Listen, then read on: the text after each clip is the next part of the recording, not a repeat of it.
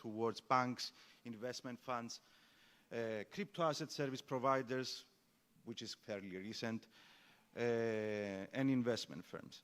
We also offer risk management services, and we have a presence in Cyprus and in the UK, and also via some affiliations in Hong Kong and in Malta.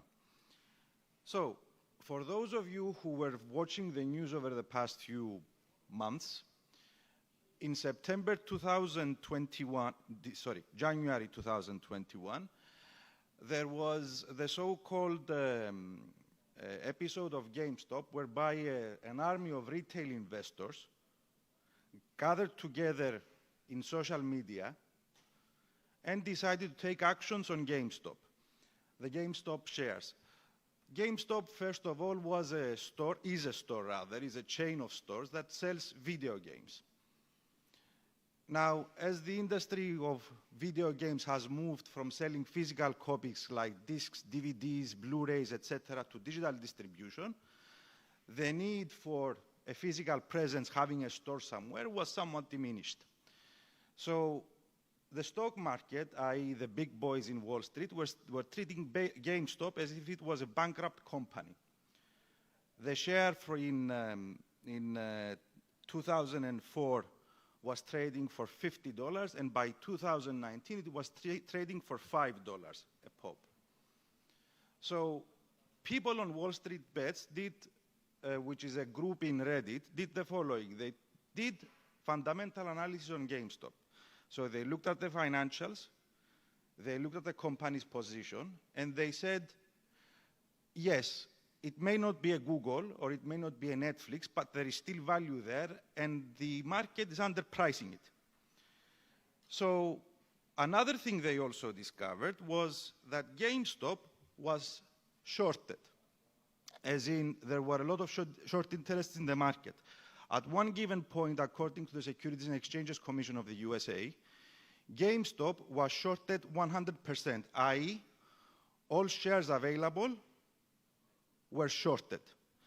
This is very rare, and as per the SEC, it's very rare to have a short interest in any stock exceeding the low double digits. The last time where they had such a very strong short interest was in 2007 and 2008 with the financial crisis, where everyone was running around like headless chickens. So the guys from Wall Street Bets saw an opportunity. Since there was a heavily shorted stock, it was easy to create a short squeeze. A short squeeze basically means that if for whatever reason the price of the share goes up, a lot of the short sellers would either have to increase margins to maintain the short, exit the short, pushing the share up, or they would need to hedge by purchasing the actual share, again pushing the share up. So they decided, they concocted a plan, and there was this brilliant Wall Street Bets subredditor called Player896, who posted a post describing this process, and it was called, I need to find the title, Bankrupting Institutional Investors for Dummies. So, starting in April 2019 and culminating in January 2021, a lot of retail investors signed up for Robinhood, which is a company, is a traditional brokerage in the US that makes it easy for retail investors to trade. Basically, there are major differences between the big boys in the US like Charles Schwab, TD Ameritrade, Interactive Brokers, etc., is that they allowed investors to trade with minimum or no deposit, and also they advertise that they charge no commissions per execution. So a lot of investors signed up for an account with Robinhood. They opened the accounts with them, and they started executing the plan as devised by Wall Street Bets. Just to give you some perspective, during the height of the episode, they managed to push up the shares with a short squeeze of GameStop so much that they reached to a maximum of $480 a share from $5. Currently, it's trading at 200. So we're going now to Robinhood because at the same time when all this was taking place, it was under investigation by the SEC for possible failures, including conflicts of interests and best execution problems. Robinhood was heavily reliant on a single execution venue for executing clients' orders, which was Citadel Securities, and it was a multinational hedge fund. Robinhood executed its clients' orders and received payment from Citadel Securities for directing clients' orders to them, the so-called payment for order flow.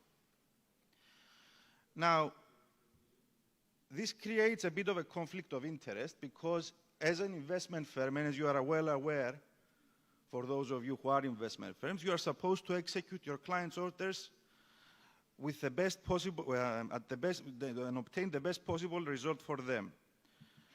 So Citadel Securities was paying Robinhood payment for order flow because they used the data from the trading patterns of its clients to determine where the market will go. And there are also allegations that Citadel Securities, as a hedge fund, was also front-running, which was not proven as of yet.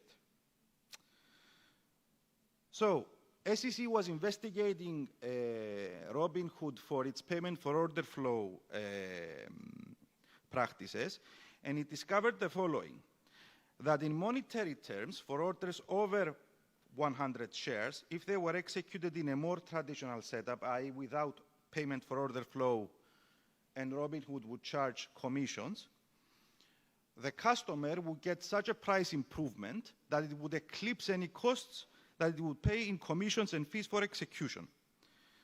Moreover, if the client traded orders for 500 shares and up, the lack of price improvement that was absorbed as payment for order flow from Robinhood would have meant that the client would have paid 5 times more for executing his orders than if Robinhood was executing with the fees commission without payment for order flow. The SEC also found that Robinhood was aware of all this, but because it made more than 70% of its income from payment for order flow, took no steps to rectify. In the end, in December 2020, about 1 month before the culmination of events with GameStop, Robinhood was fined $65 million by the SEC and was given 60 days to rectify. Of course, this caused an uproar in the US, and where payment for order flow is allowed, causing the SEC to hint to the market that it will go ahead and ban it.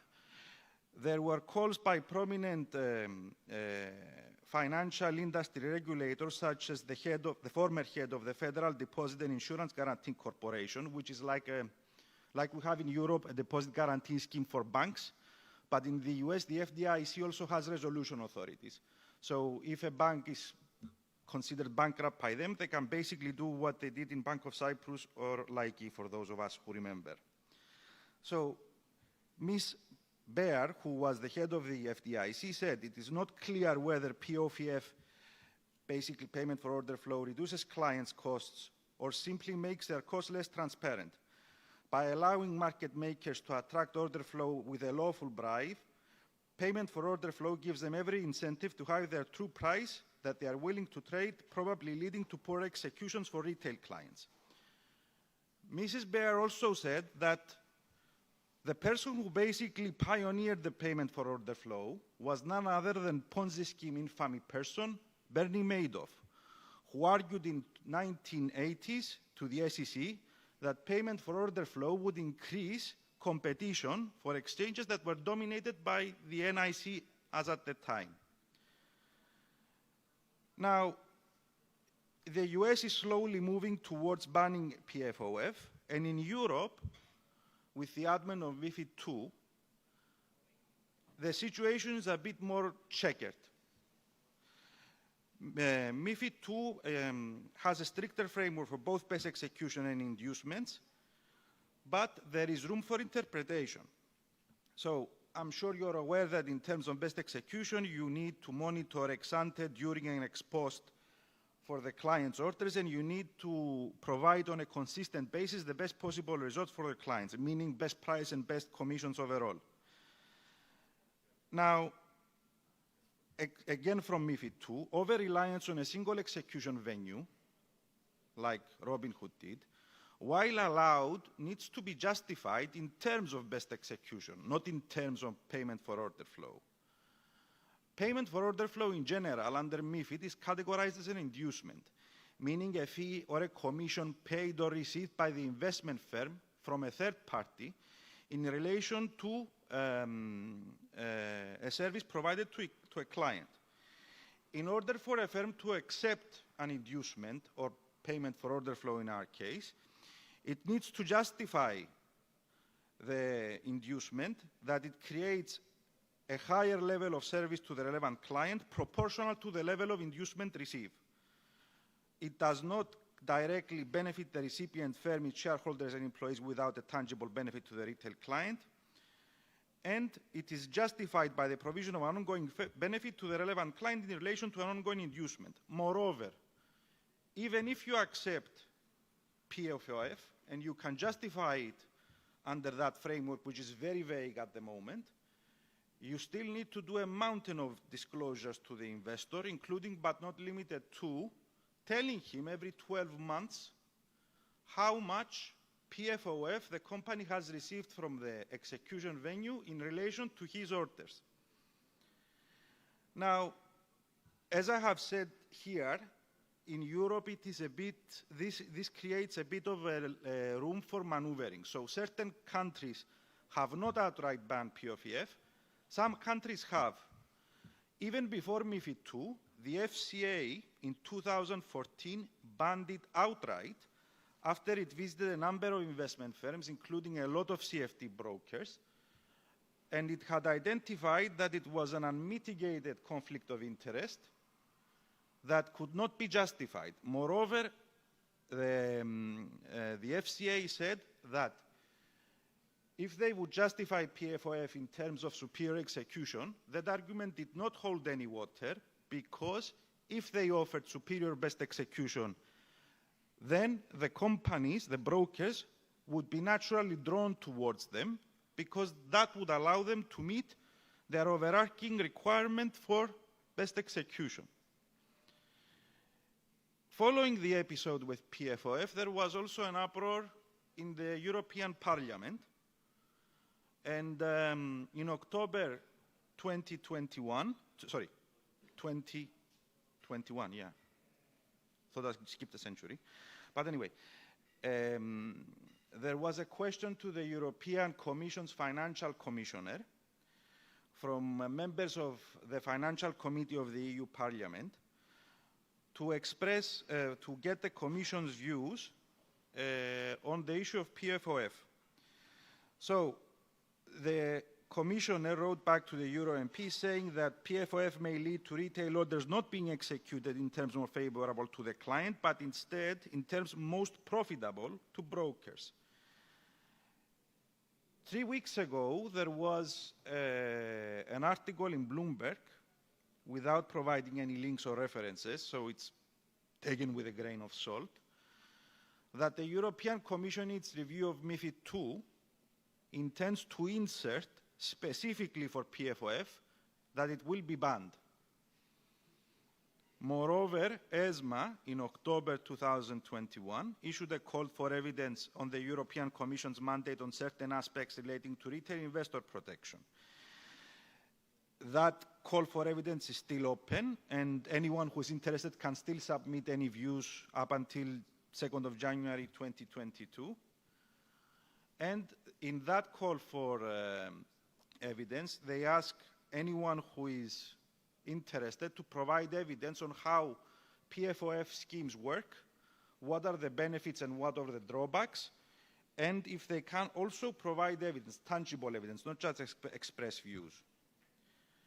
Last week, I don't know how many of you here are investment firms. SciSec sent through to all CIFs a letter asking them to declare whether they received PFOF, and if yes, the level of PFOF for 2020, as per their audited financial statements, whether they have understood ESMA's public statements over the issue, and whether they have taken any action. So, because I want to open the floor to questions, unlike the program, but anyway. So in terms of PFOF, we are heading towards the exit. Currently, there are only a few countries that still allow it, the US being one of them. So is some countries in the EU. I know for sure, except from the UK, also France is moving towards banning it. And apparently, it's going to be banned at an EU level. In terms of how the market operates in Cyprus, we have a lot of firms that actually do PFOF. So it's time that you really need to configure your models, because developments will catch on to you. And with that, I'm opening the floor to questions if anyone has one. Ella.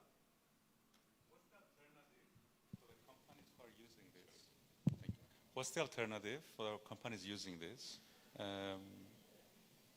Are they going to use more liquidity providers? Are they going to open more brokerage accounts to send the orders to them? What would you think is the most appropriate alternative? Basically, what we've seen from the FCA in 2014 and then 2012, when they did the thematic inspections, was that they expect that when the client receives a service, he has to pay for the service.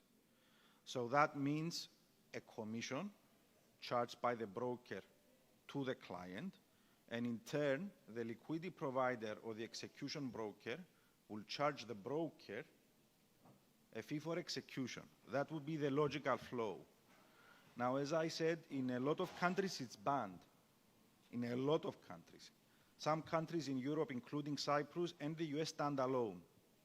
In Canada, it's banned. In the UK, it's banned. In France, it's banned. I think also in Australia, it's banned. So we're moving all towards that direction. And it also creates a monumental conflict of interest, because from what we have seen from a number of investment firms who do receive payment for order flow and were challenged at some point by a number of regulators to justify it, they were unable. Even in terms of best execution, even in terms of saying that we're not charging any fees to the client, they were unable to prove that their liquidity provider provided superior execution. In one case, it was patently obvious that there wasn't any superior execution. Because when SciSec took the tick data and compared it with market data, they found too many inconsistencies with price, so much so that it would hint that the systems were not really up to speed, so the client was getting actually worse pricing in the market.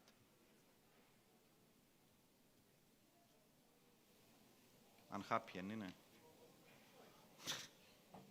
Okay. Any more questions? Yeah.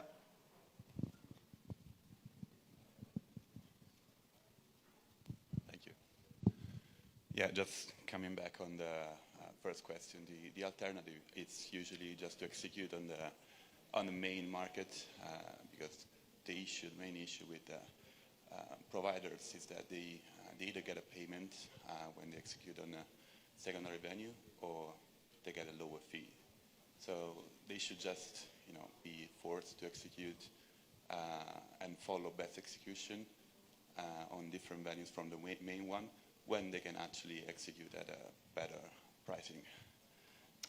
Look, the issue is with the regulator. If companies are allowed to execute in this way, they will do. If they are allowed to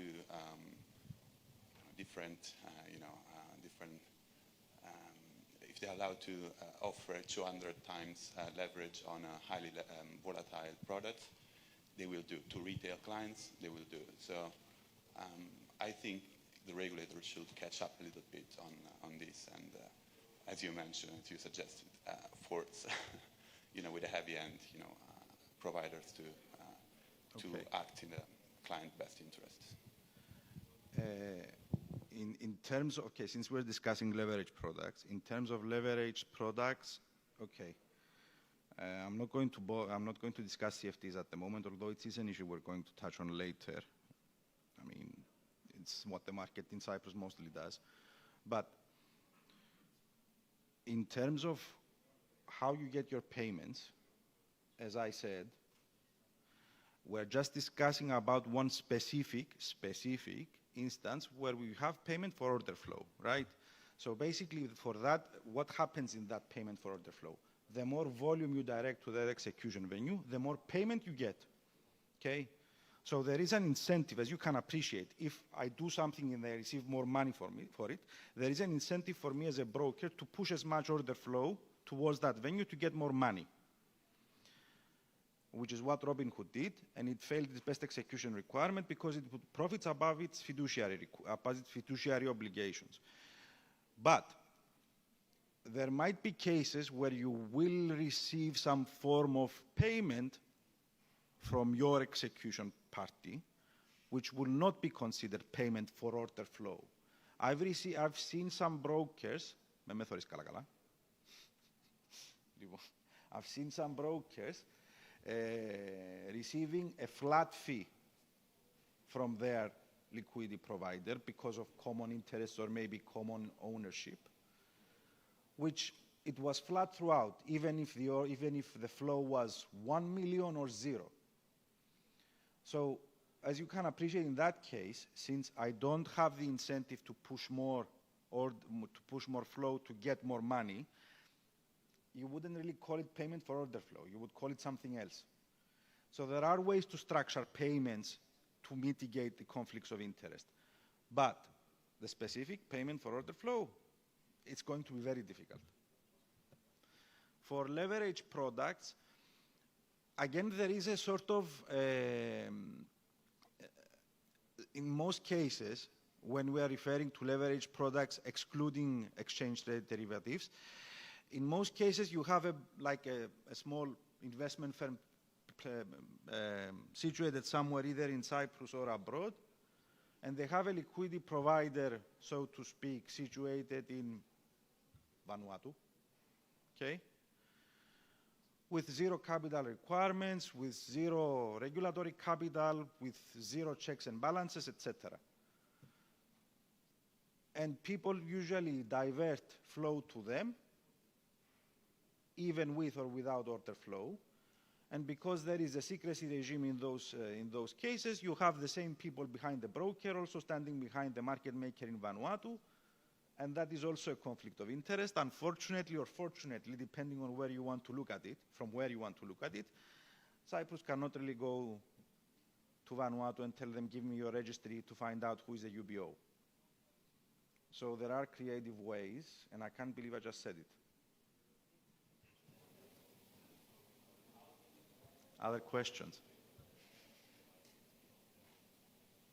Wow, I either did a very good job or a very bad one. Okay. So, I'm recapping now. A lot of investment firms of you here should have received CySEX email requesting payment for order flow values. Have you? No? No? No, lucky ones. Expect it from your friend Ropis.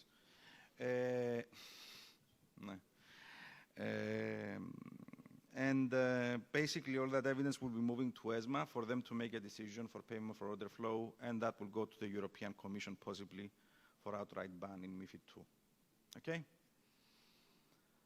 Thank you.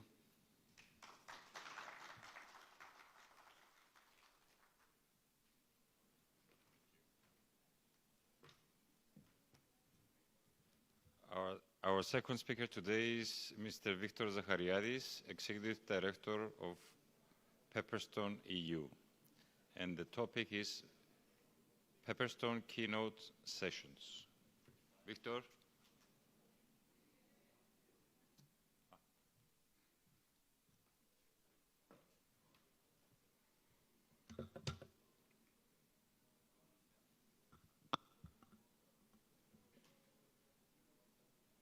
Hi, everyone. Nice to be here today with you. First of all, I'd like to thank the organizers, Expo, and Sharina for inviting me.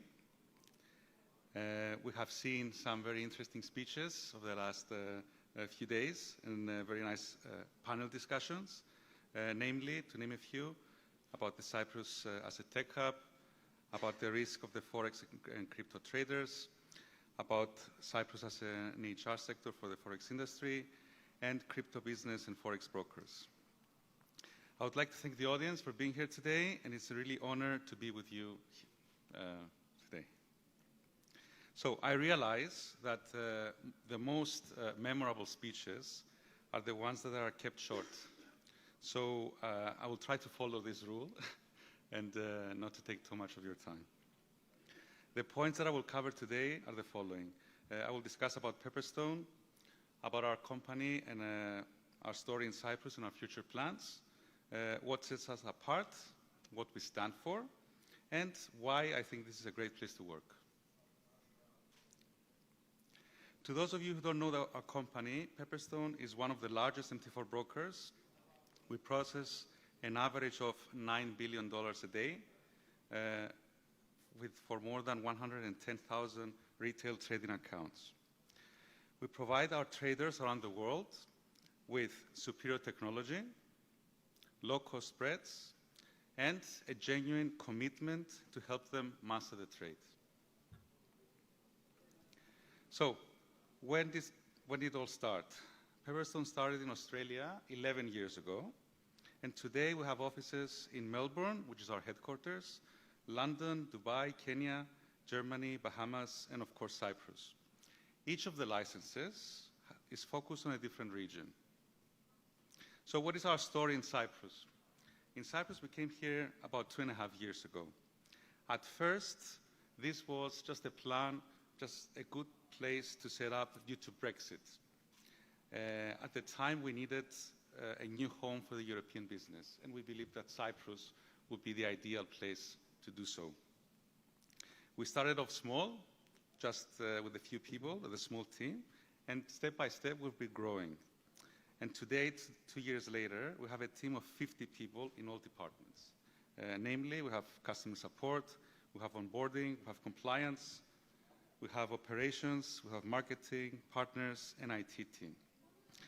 Very important to note here that the IT team has been the recent addition to our office, we are recruiting for developers, engineers, people generally who like to build stuff, because we want to build them here in Cyprus. And I think this will take us to the next level as a company and as Cyprus as an operational hub for the group. So Cyprus is a bit more than the European side of business for Pepperstone. It's also a global operations hub. So what does this mean? This means that when Australia goes to bed, we take over, and we're handling 7 licenses for all of our offices. So now I would like to touch on what sets us apart, what we stand for. It's very important, before telling you this, I think the most important thing is to understand our customers, who our customers are. As you all know, trading Forex is not easy, and it's not for everyone. It requires discipline, it requires a lot of study, and a lot of preparation. It's more like a marathon, not a sprint. We see many similarities between successful traders and athletes. Okay? But for those who manage to do this successfully, for those who are up for the journey, we believe there is nothing quite like it in the world. Generally, there is an inherent excitement and energy underlying the trader experience. There is the thrill. There is the feeling of freedom. There is the feeling of control, that you are able to be in charge of your own destiny. So you could say that our traders, our clients, are on a never-ending journey. They want to be able to do something more, and they want to be able to gain confidence and control. So where does this bring us? I think that what is our purpose? What is why we're here and why we do what we do. Our goal is to give traders the tools they need to be the enablers of what our clients seek to do. So our purpose is to be by the trader's side in their quest to master the trade. How do we do that? How do we deliver? We know what the client is looking for. The client is looking for trust, confidence to the client. They're looking for great customer service, which we have, second to none. They're looking for the best execution, best market conditions to give advantage to the client. And they're looking for value. Finally, I will say a few words about us and about working with us. I consider Pepperstone to be a great place to work. We believe that any success at Pepperstone comes from two things: our people and our culture. We believe that if you put great people operating in a great culture, it will produce a good outcome. We offer an opportunity to contribute and make a difference, a young, dynamic, creative environment, the chance to work in a fast-paced and energetic fintech sector, and a place where people can grow.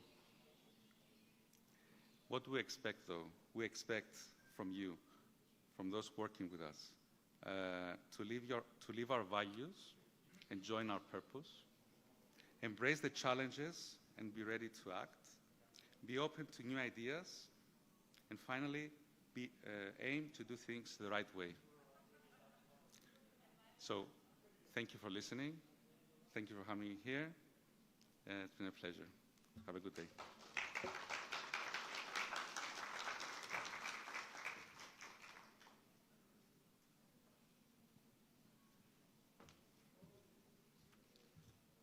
We will have a short break, and we continue back here at 12 o'clock, please. Thank you.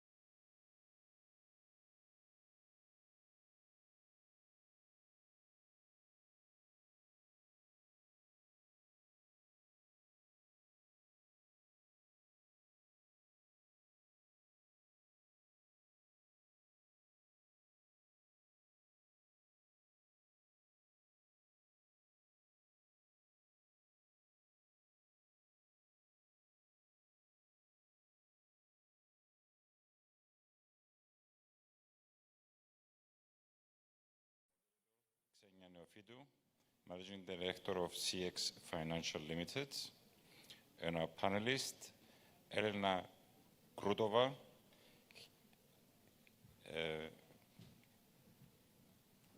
Donna Stephenson, and Marianna Hajandoniou. The topic will be Cyprus HR sector in Forex and financial industries.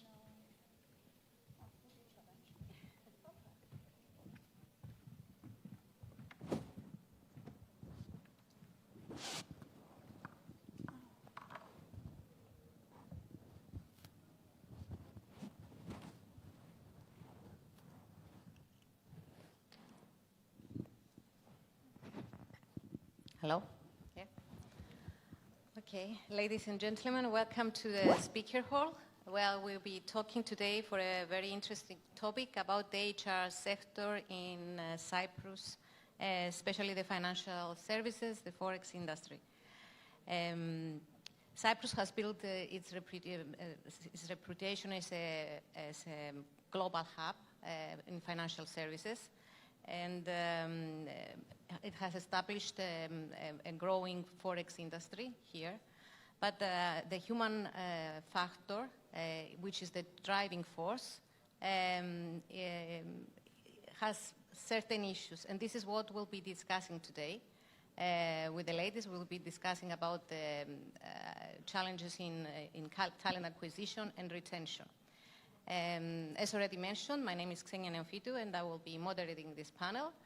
I'm the founder of CX Financia, a firm specializing in licensing investment firms and compliance support.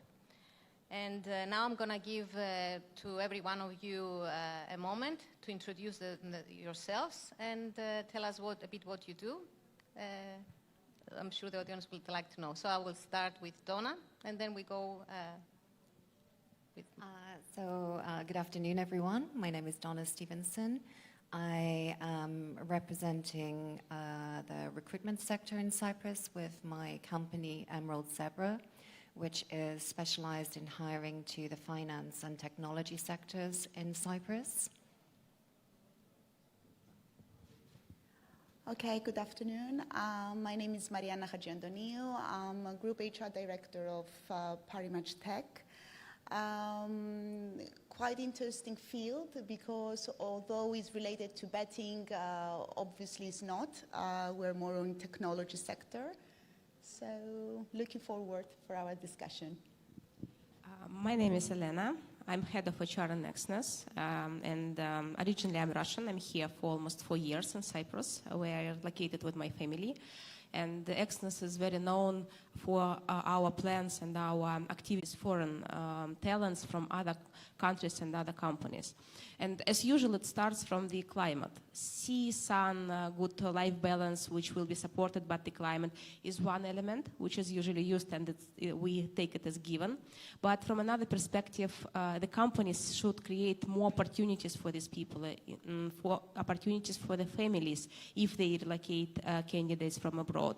And this is some competitive advantage which every organization can do, because finally it's not only about the work, it's also about the family integration and the environment which we create. And of course a lot depends on the support from the country itself in terms of some tax exemptions and in terms of some special conditions, because if the companies see that the government and the country supports the climate for organizations, then the companies can do even more in attracting these talents. And doing all this together, we can create better conditions for the candidates, for the companies, and finally for the Cypriot society as well. I think Elena covered the most, but I will do an add-on saying that although in Cyprus we do have high caliber of people, yes, that they can feed throughout the company, I think the lack is specialized in the IT sector. This is where we see lack of talents. So it's for me and for the company, it's like a boost to have more training programs. For example, taking graduates and bringing them in our academies internally. I think most of the companies, we do have this trend nowadays, and develop them. And at a later stage is the relocation. Yes, it's a huge challenge for all the HR departments to create a corporate culture that actually can support and give opportunities for the people and their families joining the headquarters, for example, in our case in Cyprus, or anyway, if Cyprus is used as a region and is doing the relocation. So there are many things and many areas that we need to touch. So exactly, and we are going to extend in some of them as we proceed, because there are so many things that the company can do, and especially this lack of talent in IT, I think is everywhere. So we'll see if we'll see your views later on where Cyprus stands. Donna, first of all, I want you to also position yourself as an HR HR expert, I would say, for so many years in the industry. What do you think is the level of talent in the financial services in Cyprus right now? And what do you think?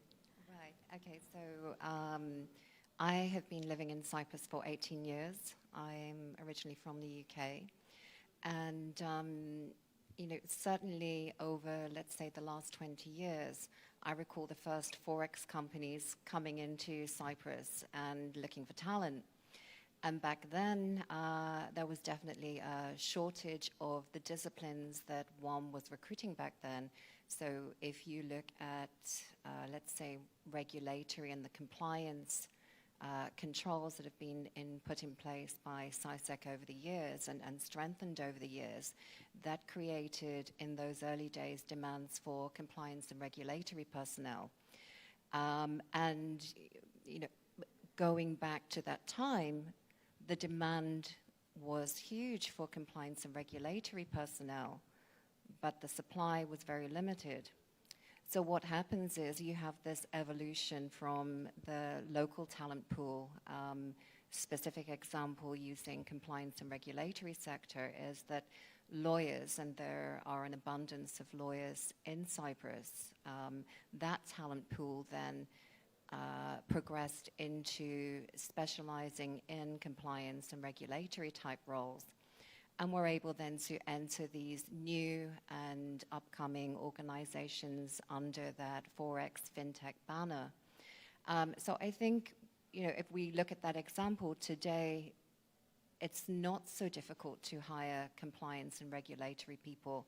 And as such, because the demand from many of the Forex and FinTech companies has brought local talent and progressed with that local talent, and has brought talent from overseas, Europe, and third country nationals, which we'll get into topics later. It has been difficult to bring the third country nationals into Cyprus and retain and facilitate that process. But I believe the government are making headway, and there will be some new strategies that are coming into place early next year.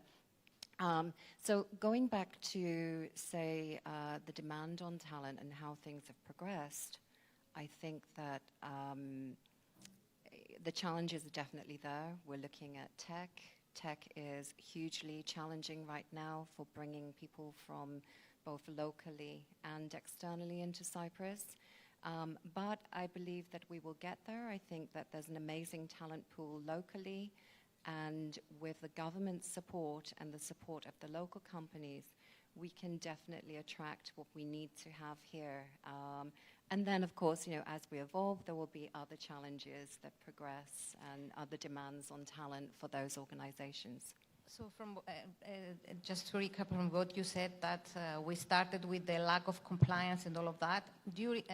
Within this sector, we are more let's say, progressed now. We are more advanced. We already have professionals here, compliance, but still ongoing, and they need to be trained and everything. But the major challenge in the field now is the IT, lack of IT people. Absolutely, Yeah. yes, Mhm. yes, yes. But, the reason I use the compliance example is that back then, most of my clients in FinTech and Forex were crying out for compliance professionals. Fast forward to today, and that's not such a big challenge. So the challenges of today may not be our challenges of tomorrow. Of course, they won't be, as we evolve and we're looking at skilling for tomorrow's jobs. But definitely, to answer your question, the attraction of talent for technology jobs is huge. I believe that there's 700 plus vacancies online right now.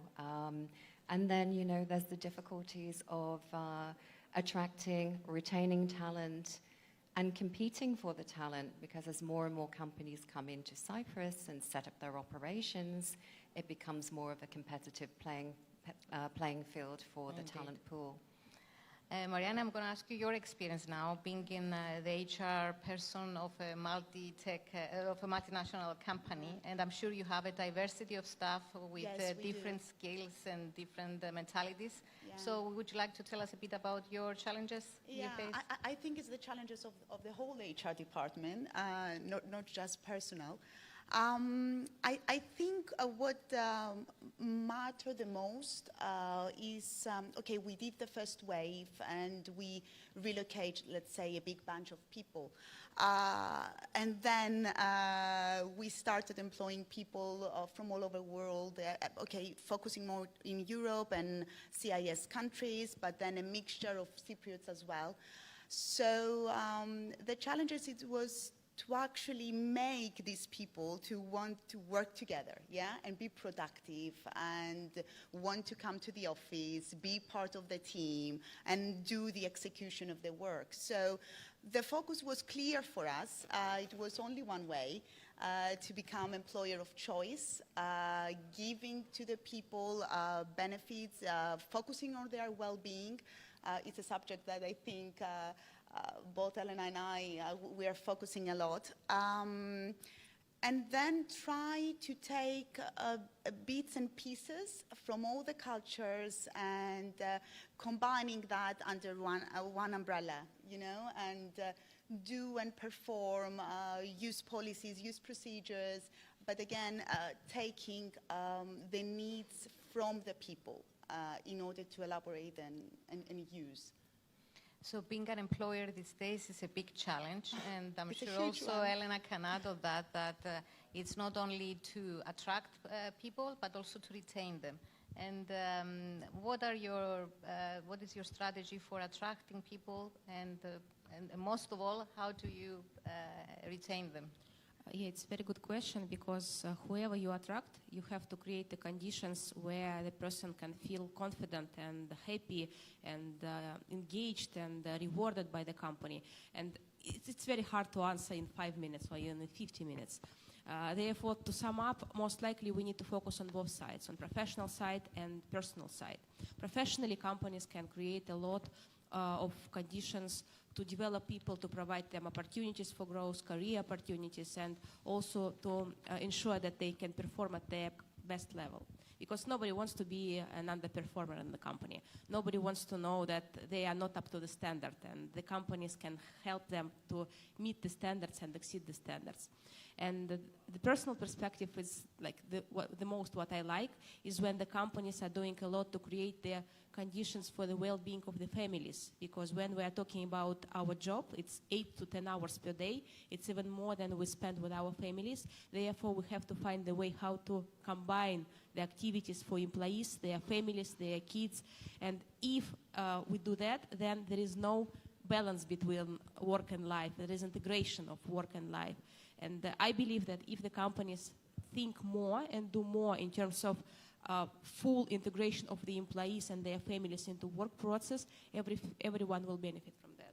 And this may start from the relocation process, this may start from corporate events, This may start from some specific education for spouses, because this is also quite interesting.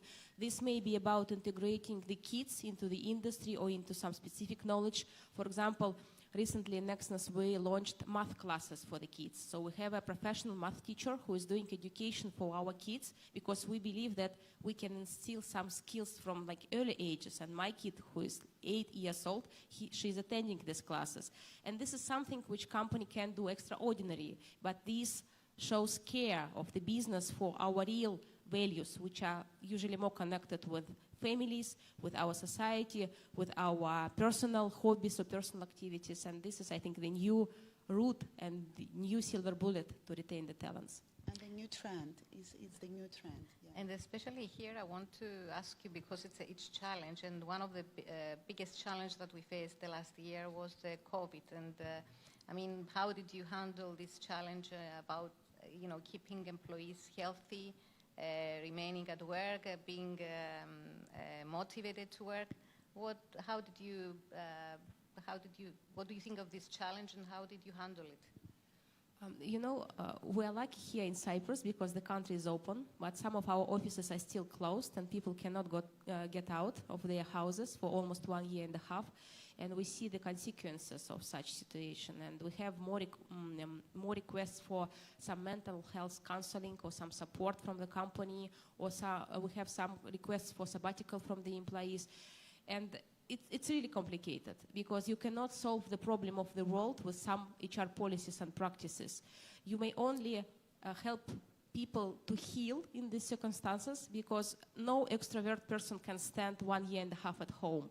No one can stand being isolated from their families when they cannot go to other countries. And some things are introduced on the company level, like this mental health support from the external providers, or some lectures, or some channels where they can address their concerns. But I'm not sure that we can do even more, because first of all, it's a world problem, and it's very complicated how to manage this when you cannot be together with your people, when you cannot shake their hands, when you cannot have small talks near the coffee machine. You need to do everything remotely. And that's why we usually say that talking remotely, you don't talk to a person, you talk to your screen, and this is completely different. So if we all add a bit of human touch during these circumstances from the company perspective, I think it will make a bit easier life for our employees. Okay. And to add to what Elena said, is that, as she said, we were lucky in Cyprus, but other regions, I think our concern and our focus was on the other regions instead of Cyprus. But again, locally, what we did, let's say, for this short lockdown that we have, it was trying to be, next to people. We tried to organize some virtual games, virtual events. I still remember that we even sent their birthday cakes at home, just for them, to show them that we care and we remember, or, we are here, yes. And we even had our Vasilopita cutting. It's a yes, and we did it virtually, but we sent them at home. So just, small bits and pieces, just to feel that someone cares and we're all that here. They're part of a family.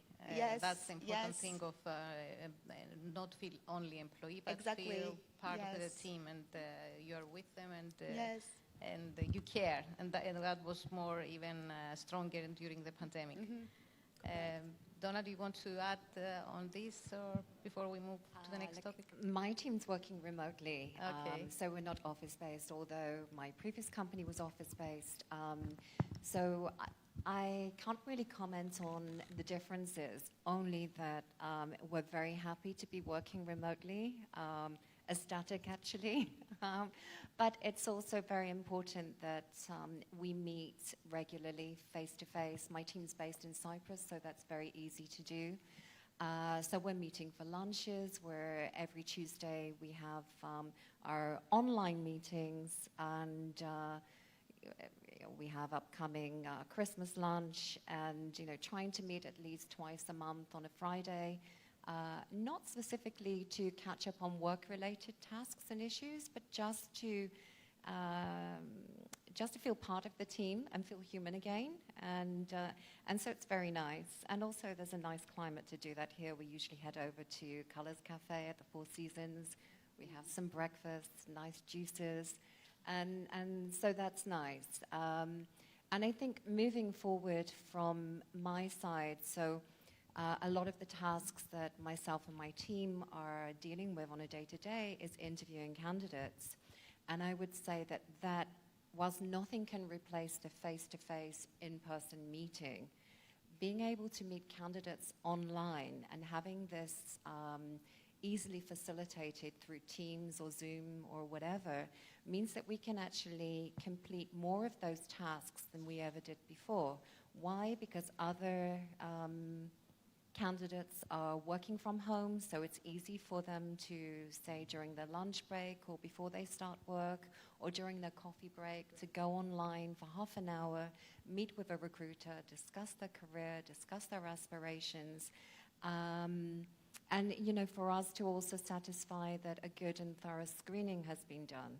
But, you know, also to stress, it doesn't replace that, you know, real in-person meeting.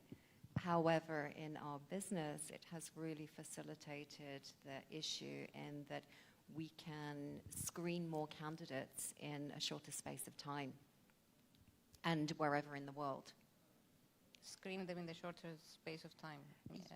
Yes, because meeting in person would mean that the person would need to take time out of their working day, would need to enter into an office or meet in a coffee shop. So you mean you're more efficient in exactly, the efficiencies are there, correct. And not only, it also extends our reach, because having video calls for interview purposes is now more common than it used to be. So to have a conversation online with a candidate that's located, let's say, in the Ukraine or Russia, which, you know, are our target countries now, particularly for attracting tech staff to Cyprus, then that's where we become more efficient. Yeah, and actually with the technology, you can also be interactive some way, somehow. You can also do them some tests, maybe. Right. So there are ways. And now going to the developing, we talked about the retaining staff and making them feel part of the team, but also I believe the employees, when they choose a company, they want to see self-development. And it's important for the employer to be able to offer that. So I would like to hear your views on developing your employees, because I believe it's, again, upskilling employees is for them important as well as for employment. So, very good question. Usually when we talk about development, we say about the courses, the number of hours spent for education, but the real development, as the science says, starts from the proper environment. The environment where you can make a mistake, where you can start do something new and you will not be judged. So usually, and the best way to develop this atmosphere in the team is to create the circumstances when the employees have time for their development. They are not judged based on their mistakes, because it always happens currently in many companies. And when they have tools.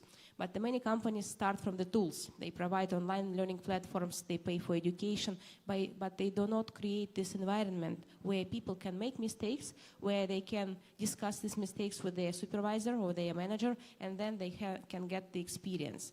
But if we want to create a proper environment for learning, we need to start from our childhood, how we learn some skills when we were small kids. How we started to talk, how we started to walk. We made huge amount of mistakes, and nobody ever judged us. So if we want to change our behavior, or the company wants to change the behavior of the employees, they have to follow the same route and the same idea. You don't judge your employees, you give them space, you give them room, and you give them support to try something new. And this is much more important than tools or systems or courses where the employee will be sent. Because finally, it's not only about technical skills, it's about the efficient behavior. And behavior is learned only when you try and try and try, and you see that this new behavior is rewarded. So this is what the companies should do more, not instead of sending everyone to courses, mandatory courses, which is very obvious right now, but create the environment where any mistake is possible and any mistake is not judged. And also what I will add is like, it's the mindset of the company, because I think having training and development programs and good budgets about training, I think most of the companies do have all these. But to give to the people the opportunity to actually come up with a new project or a new idea and have this open door policy and say, you know, I have this idea. Usually I make a joke even with my team. A member of my team, she's here, by the way, Kat. She loves sending ideas around 10 to 11 in the evening. And some of the ideas are so bright, you know, and I was super happy receiving the telegram saying that, you know, I have this idea.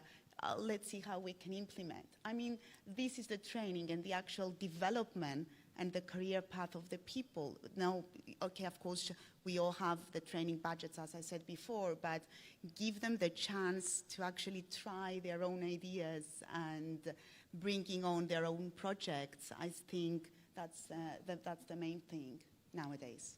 And adding to that, and going to Donna, developing employees in terms of apprenticeships, because it's also important to attract new graduates that are, or career changers, or people that are really keen to work.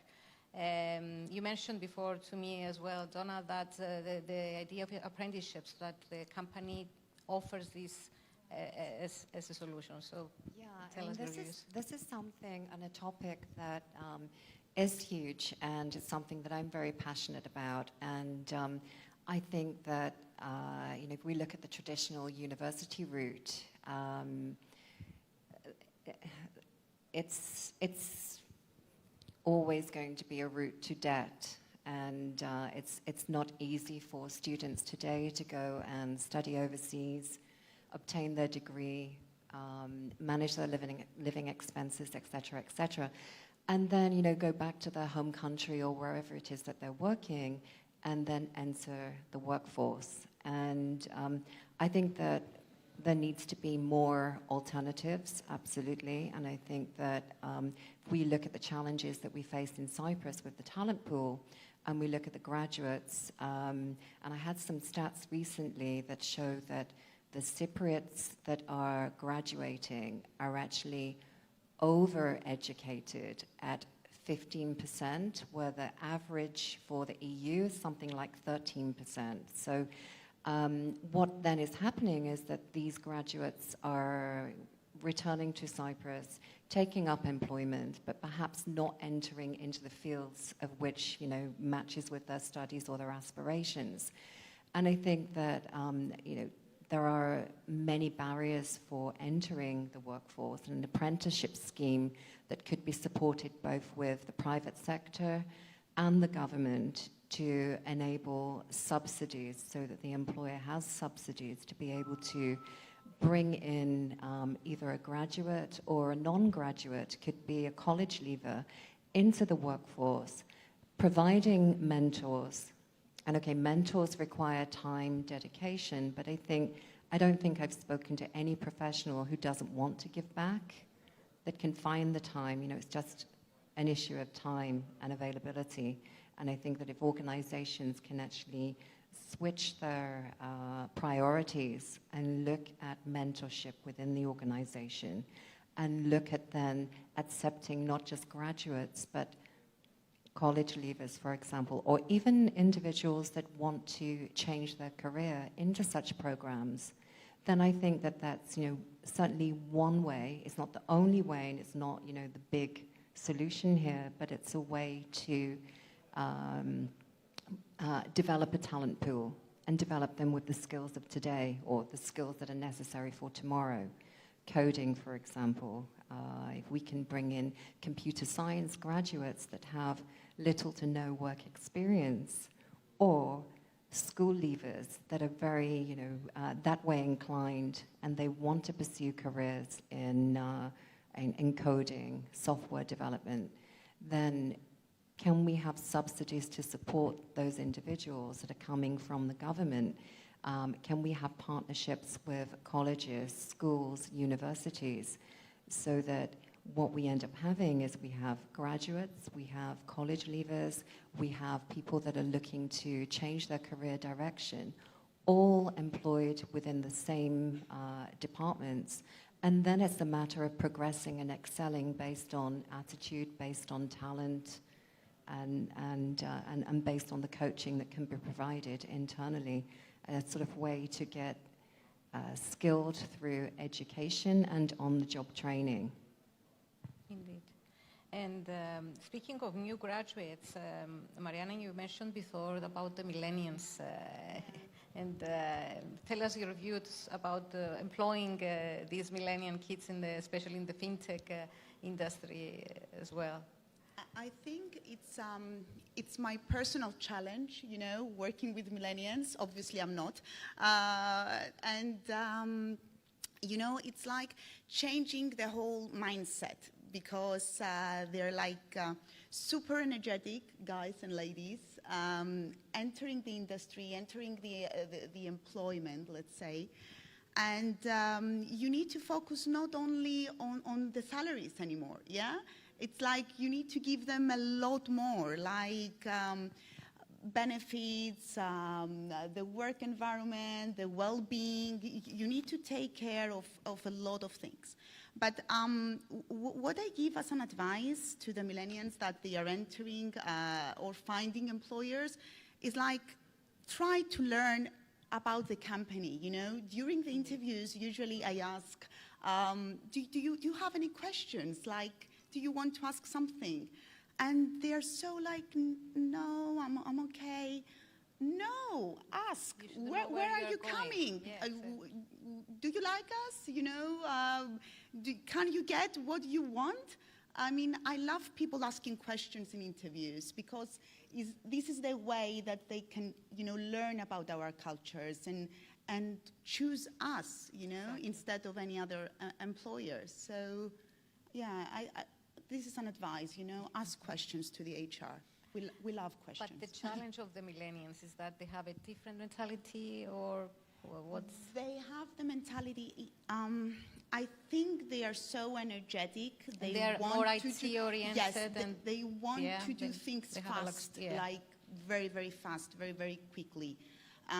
So what you can give them is actually projects and challenges that they can show their expertise, their skills, because they do have a lot of skills. And just be there and be next to them, teach them, mentor them, coach them, so they can excel.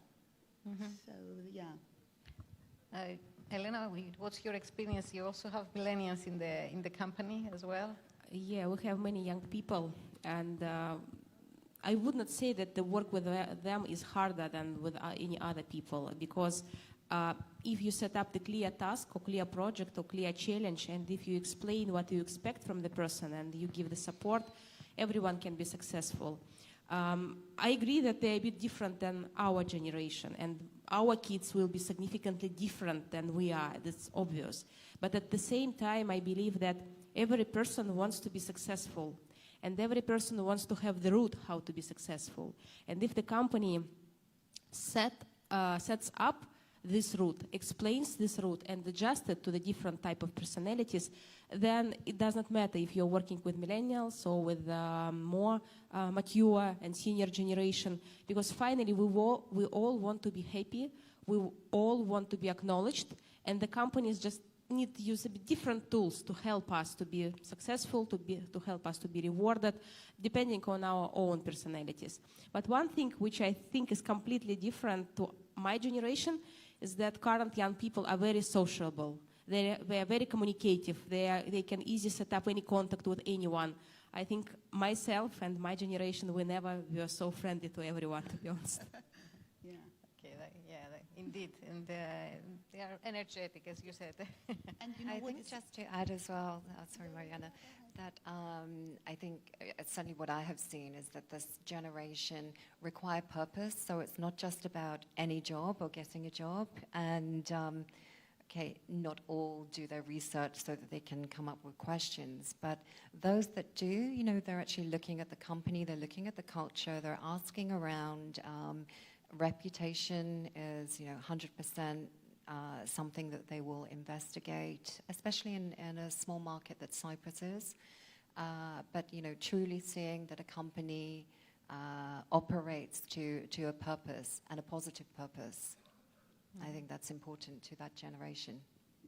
And what I love about millennials is that we learn from them. Personally, I spend not one day in the office and not learning something new, you know? They are super, like, they have so many knowledge and so many, you know, so much energy that you can take out of them, you know, a lot. Okay, so now I'm going to move to the topic we touched upon at the beginning about the IT lack generally. And this is a problem globally, not only Cyprus. We also see from US people looking, even IT professionals in Europe. And I know also from my experience, I have people in the IT and they are headhunted from US. So I'm going to ask Donna, I think you mentioned before, you know, about the Cyprus position that, and if you want to explain the recent measures that Cyprus has taken for the sector, and if these are considered, let's say, enough, or how are they going to affect? Right. Whether it's enough, I mean, that remains to be seen, but Yes. it's a great start nonetheless. And I think that, you know, in my 20 years, I've always had discussions with companies where they've been very frustrated with regards to maybe lack of quota amongst their ability to obtain work permits, that there have been a lot of restrictions. And so that's very difficult. You know, there's, on one hand, you can have all the incentives in the world to bring fintech, tech companies into Cyprus. But then if you cannot support by enabling access to talent, and if talent is available locally or in the wider EU, and we're attracting, say, companies from Russia, for example, Exness, then, you know, the difficulties are there. How do you actually run your operation with all of these incentives? It's like the chicken and the egg, you know? You need to have both. So these measures are very interesting. Currently, I guess they're being debated in Parliament, but the nods are that we're moving towards a very positive outcome that will be implemented in January, this coming January. So, you know, one of those key milestones is to facilitate the process for applying for work permits. So not only will companies have the ability to obtain work permits, of course, you know, there will be some restrictions. Work permits are not for everyone, but they will be for very specific specialist skills at certain salary levels. I'm understanding around 2,500 euros monthly upwards. And so, you know, if companies can actually employ as many people as they want without restrictions from wherever in the world, providing that these people meet certain entry-level requirements, then that's fantastic. There's also the facilitation for spouses to have access to the Cypriot working market. Currently, the spouse cannot work, and that's a huge thing for retention, because if a company is spending time, money, relocating personnel, but the wife's not happy, or the husband's not happy, or the kids are not happy if they're of working age because they cannot work, then this is an issue. This is a settlement issue. So that's something that we will see come into play in the new year, that not only can you get a work permit faster, also the spouse will be able to work, employment access to other members of the family, and I think that, you know, really is working towards the goal of attraction and facilitating that attraction that, you know, all of these companies desperately need right now. And the measures go on further. digital nomads, taxation. So Startups I believe as well. Right. Yeah, Yes. startups. Yes. We have Yes. Yeah. that's I mean, another- I have a whole list here, but I will not bore you with the list. But you know, these are truly attractive measures, and it's a step in the right direction. And especially with regards to work permits for third country nationals. Mariana, what about you? Your challenges for attracting IT in the company, IT professionals? We have good recruiters doing that. Yeah, I think that was the challenge, you know, to actually bringing IT and developers in Cyprus. I mean, this is a project that the HR team is going to work in 2022, and we're really looking forward for that. I mean, with the new measures of the government, there are huge opportunities, and we really look forward for that. Mm-hmm. Yeah. Elena, any views on the IT? I can only say that we have 150 positions for engineers open Yes, here in yes. Expo and Cyprus, and we don't know how to place them fast, so we are looking for all the opportunities, including remote work, reskilling people, and doing whatever possible. Because, yes, there is a challenge. It's a huge one. But you can only overcome the challenge if you're doing something with that, like trying to use new tools, trying to use new markets, like to educate people. Otherwise, it will be just about complaints that the market is challenging. Yes, the market is challenging, but we have to deal with this, unfortunately. Good. Okay, I'm going to touch, let me see how much time we have. Yeah, maybe we'll touch the last question and then we go to the audience before your final remarks. The gender diversity, especially in the fintech sector, remains low. It has been for a lot of time now, but it's still, we see not a lot of things have been done in this area. What do you think needs to be done in order to reduce this gap of gender diversity and to have more women working, especially in the fintech sectors? What would be such incentives that, and maybe if you know what are the reasons for this gender diversity as well, and what would be the solutions? Yeah, Donna. Yeah, again, you know, not just specific to Cyprus, it's global. Yeah. Definitely would like to see more females in the fintech sector of this small talent pool that is Cyprus. You know, I guess it goes back to schooling and the disciplines options that one is chosen. Having strong role models is also, you know, very important, strong female role models. Employers working with the local schools and career officers, giving presentations, and you know, certainly I think that it can be very inspiring to have a female head of a department or a female CTO, let's say, that goes and presents to a local school. That would certainly then, you know, raise the aspirations for those young people.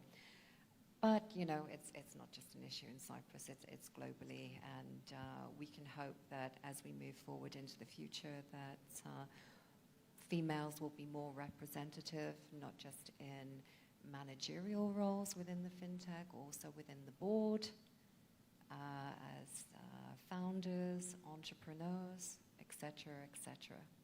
And I'm confident that we will get there. I think, you know, women as a gender are strong, dynamic, and certainly bring a lot of those feminine characteristics, which are very important for balance within some, I guess, traditional male-dominated environments, which I guess, you know, fintech technology companies are perceived to be.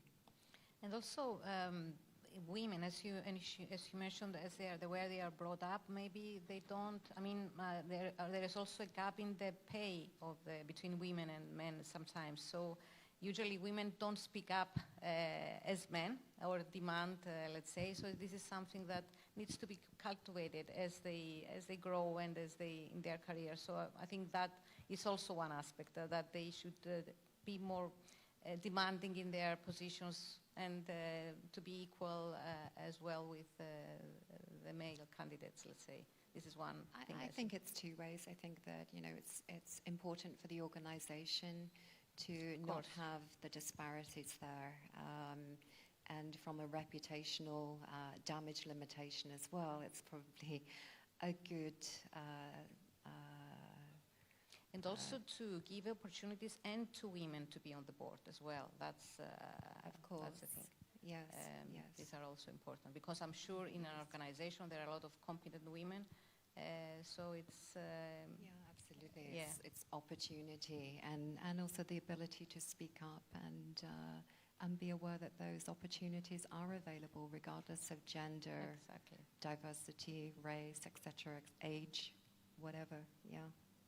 Also now with the COVID, I want to ask your experience, and I'm going to take a link into the women. I mean, the remote work, if you found that being more adaptable to their working hours or their, let's say, more flexible the hours, so they could do their kids, you know, take them to school and etc., and then work. I mean, as long as they give and deliver the work, did this remote working help women more in their career, you think? Will it help them more, this adaptability?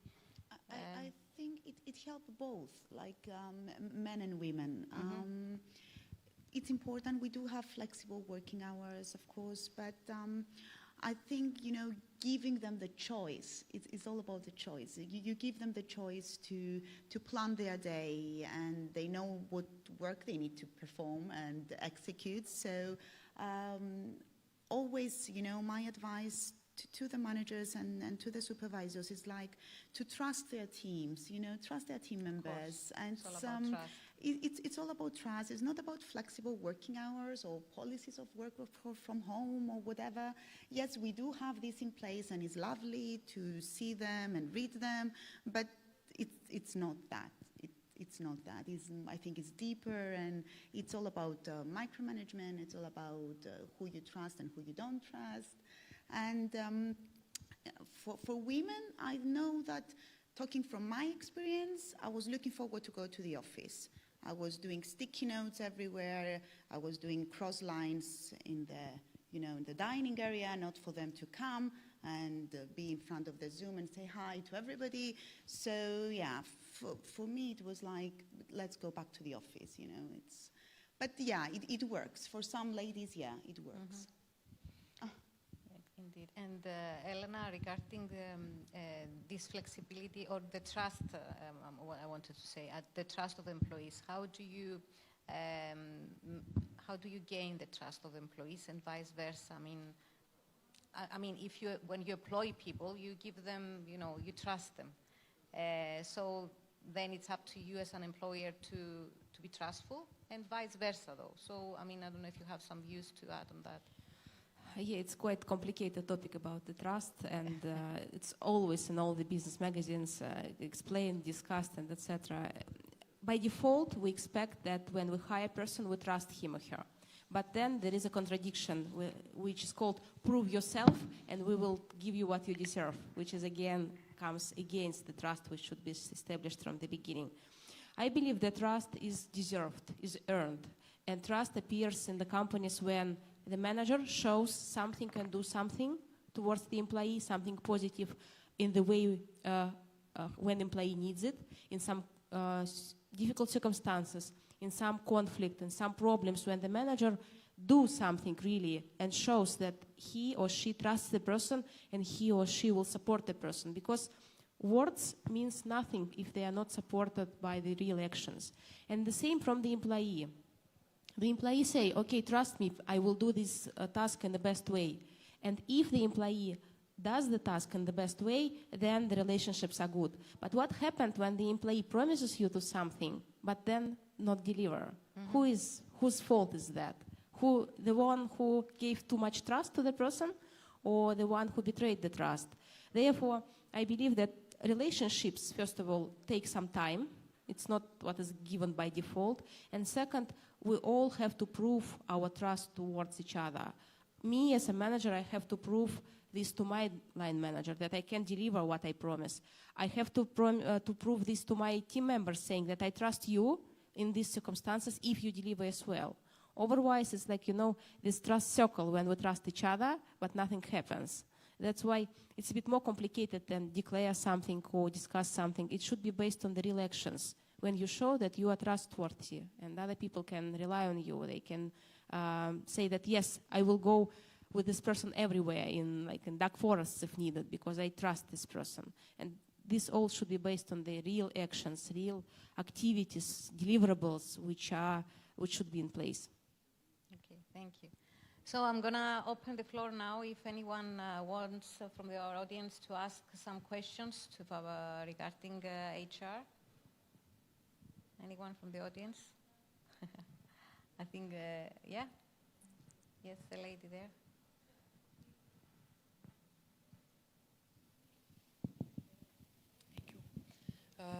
Good morning, and thank you for all these nice interaction. I would like to ask, we are really working in a hybrid mode today, and this is becoming really a nice thing, actually. And the way we have adapted today companies in order to work with this hybrid mode is very interesting. But what I would like really to ask you, because you are all into HR, how do you deal with making sure the new people who are coming abroad are grasping the culture of the company, because they are not working all the time within the same space? So what do you do actually in terms of development to make sure it is really that they are just adopting the culture of the company? Thank you. Very good question. So you're saying now with the remote work, how can you build the culture of the company to the employees, right? It's very important. Yeah. So, the culture. So it's about actually, the how the HR function is trying to entrust the culture that new employees are coming to the company. So how they are, because they are not working with others anymore. Exactly. That's it. They are in there working remotely. Very good question, yeah. Yeah, I can probably start. In my organization, we started from the fact that we admitted that it's almost impossible to translate culture remotely to the newcomers. We just accepted that fact because we tried a lot. We tried really hard. We tried with onboarding programs, with daily calls, with some presents, gifts, whatever. It's just impossible because you are not talking to the person, you are talking to the screen. And for newcomers, it's very hard to feel it. It's very hard to have these small, it's called human moments. When you go to the coffee machine and you see the normal human being around you, and you see that the person can be also upset, happy, angry, whatever, and you accept this person the way he or she is. When you're working remotely, you are lacking these emotions. You are lacking this connection. You are lacking this human touch. The minimum things which we are doing, first of all, we invite newcomers to Cyprus. Everyone is allowed to come twice a year on the company expenses with the families, because it's also important. We do extensive communication, online calls, open talks, round tables, whatever we can do to communicate around that. And we always declare that we are open to talk if you feel that that's not enough. But we admit that our possibilities are limited, because we cannot be together with our employees if they are remotely all the time. So it's a part of their responsibility as well to yell if something is not working. But in Exness, we just agreed that it's not working. We cannot instill the culture remotely. We need to find a way to do it face-to-face, even twice a year. That's not enough, but at least something. I will add to that, and it's very, very good questions, and thank you for that. What Elena said, and it was also in our situation in Paramount Tech, accepting that, yes, we might fail as HR departments because we cannot obviously pass and have the same strength to remote workers. Hybrid is another thing. I think we can cope with hybrid very well because they come to the office, they are out of the office. But the actual remote working, you cannot have the success. And that is a challenge first for the HR departments to accept that, yes, it will be a completely, but we cannot have the extent of engagement that we have to either hybrid or full-time employment. I think it's like online dating. Yes. Whoever you see on the screen, probably it's not the person who you will see in reality. Yes. Thank you again. Again, another question. We have the managers that now we don't talk about managers anymore, we talk about leaders. And the way leaders slash managers, but not everybody is a leader, are managing their team or leading their team in an office is totally different from what they are doing remotely. Do you think that today the key to change or to entrust this culture within the new ones and make sure we maintain it with the ones that are already currently working in the company should start with these people? I will go, yeah. I think leaders and managers need to be trained on the new trends, yeah? It was not done before, guys, and if someone says that, yes, I know how to manage a remote team, that's not happening because it's not there, it's a completely new trend, and yes, again, is where the training comes in. We need to develop time. We need to give time to leaders and managers to adjust because it's a completely new thing, yes, to actually pass and manage these remote teams. Again, yes, it needs the support of the top management and from the directors to actually give the time because it was an example and I heard it and I live it like, okay, he was okay as a manager when he had his team around, but now he's not.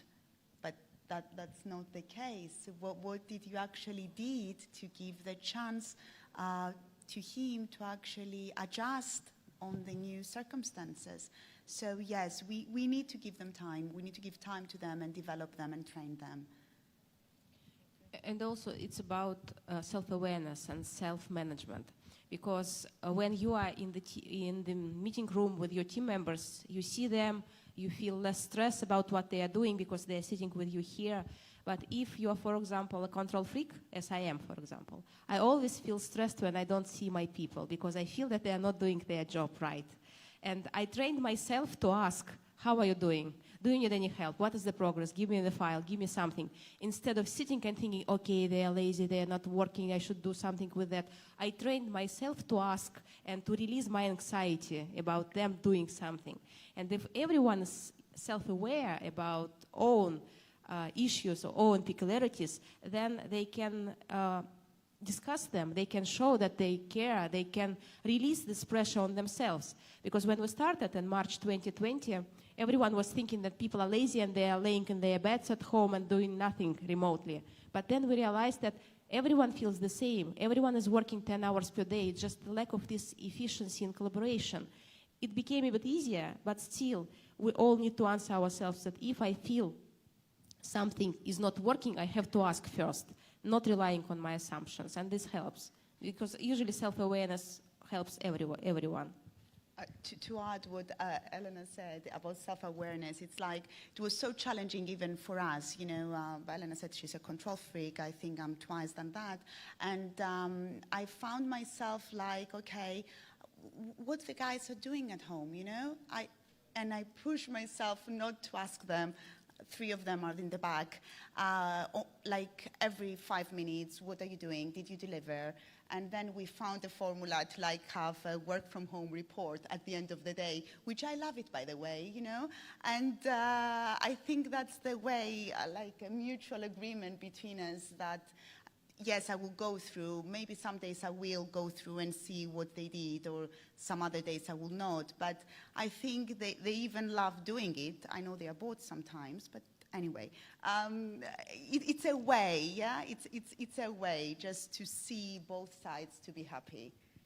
Okay, I think we cannot take, unfortunately, another question because we just ran out of time. So I would like to wrap up here. We have discussed a lot of the challenges and opportunities of the sector. I mean, in order to be a good employer in these days, you have to give your employees also to educate them and give them an environment where they feel trustful, and vice versa. So, and the biggest challenge now in the fintech sector is finding the right candidates, and there is a lot challenges more for the future.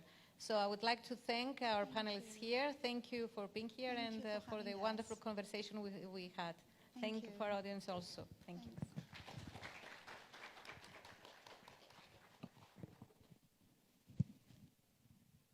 We will now have a lunch break. Hope to see everybody back in the room at 2 o'clock, where we will have another 2 presentations closing our sessions for today. Thank you very much.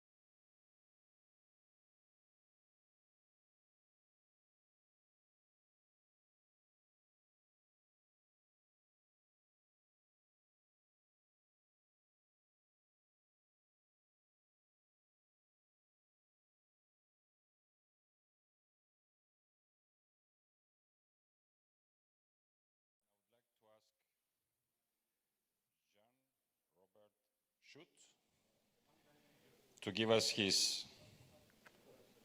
experience in booming crypto markets, in perspective, how brokers can benefit from crypto and value to traders.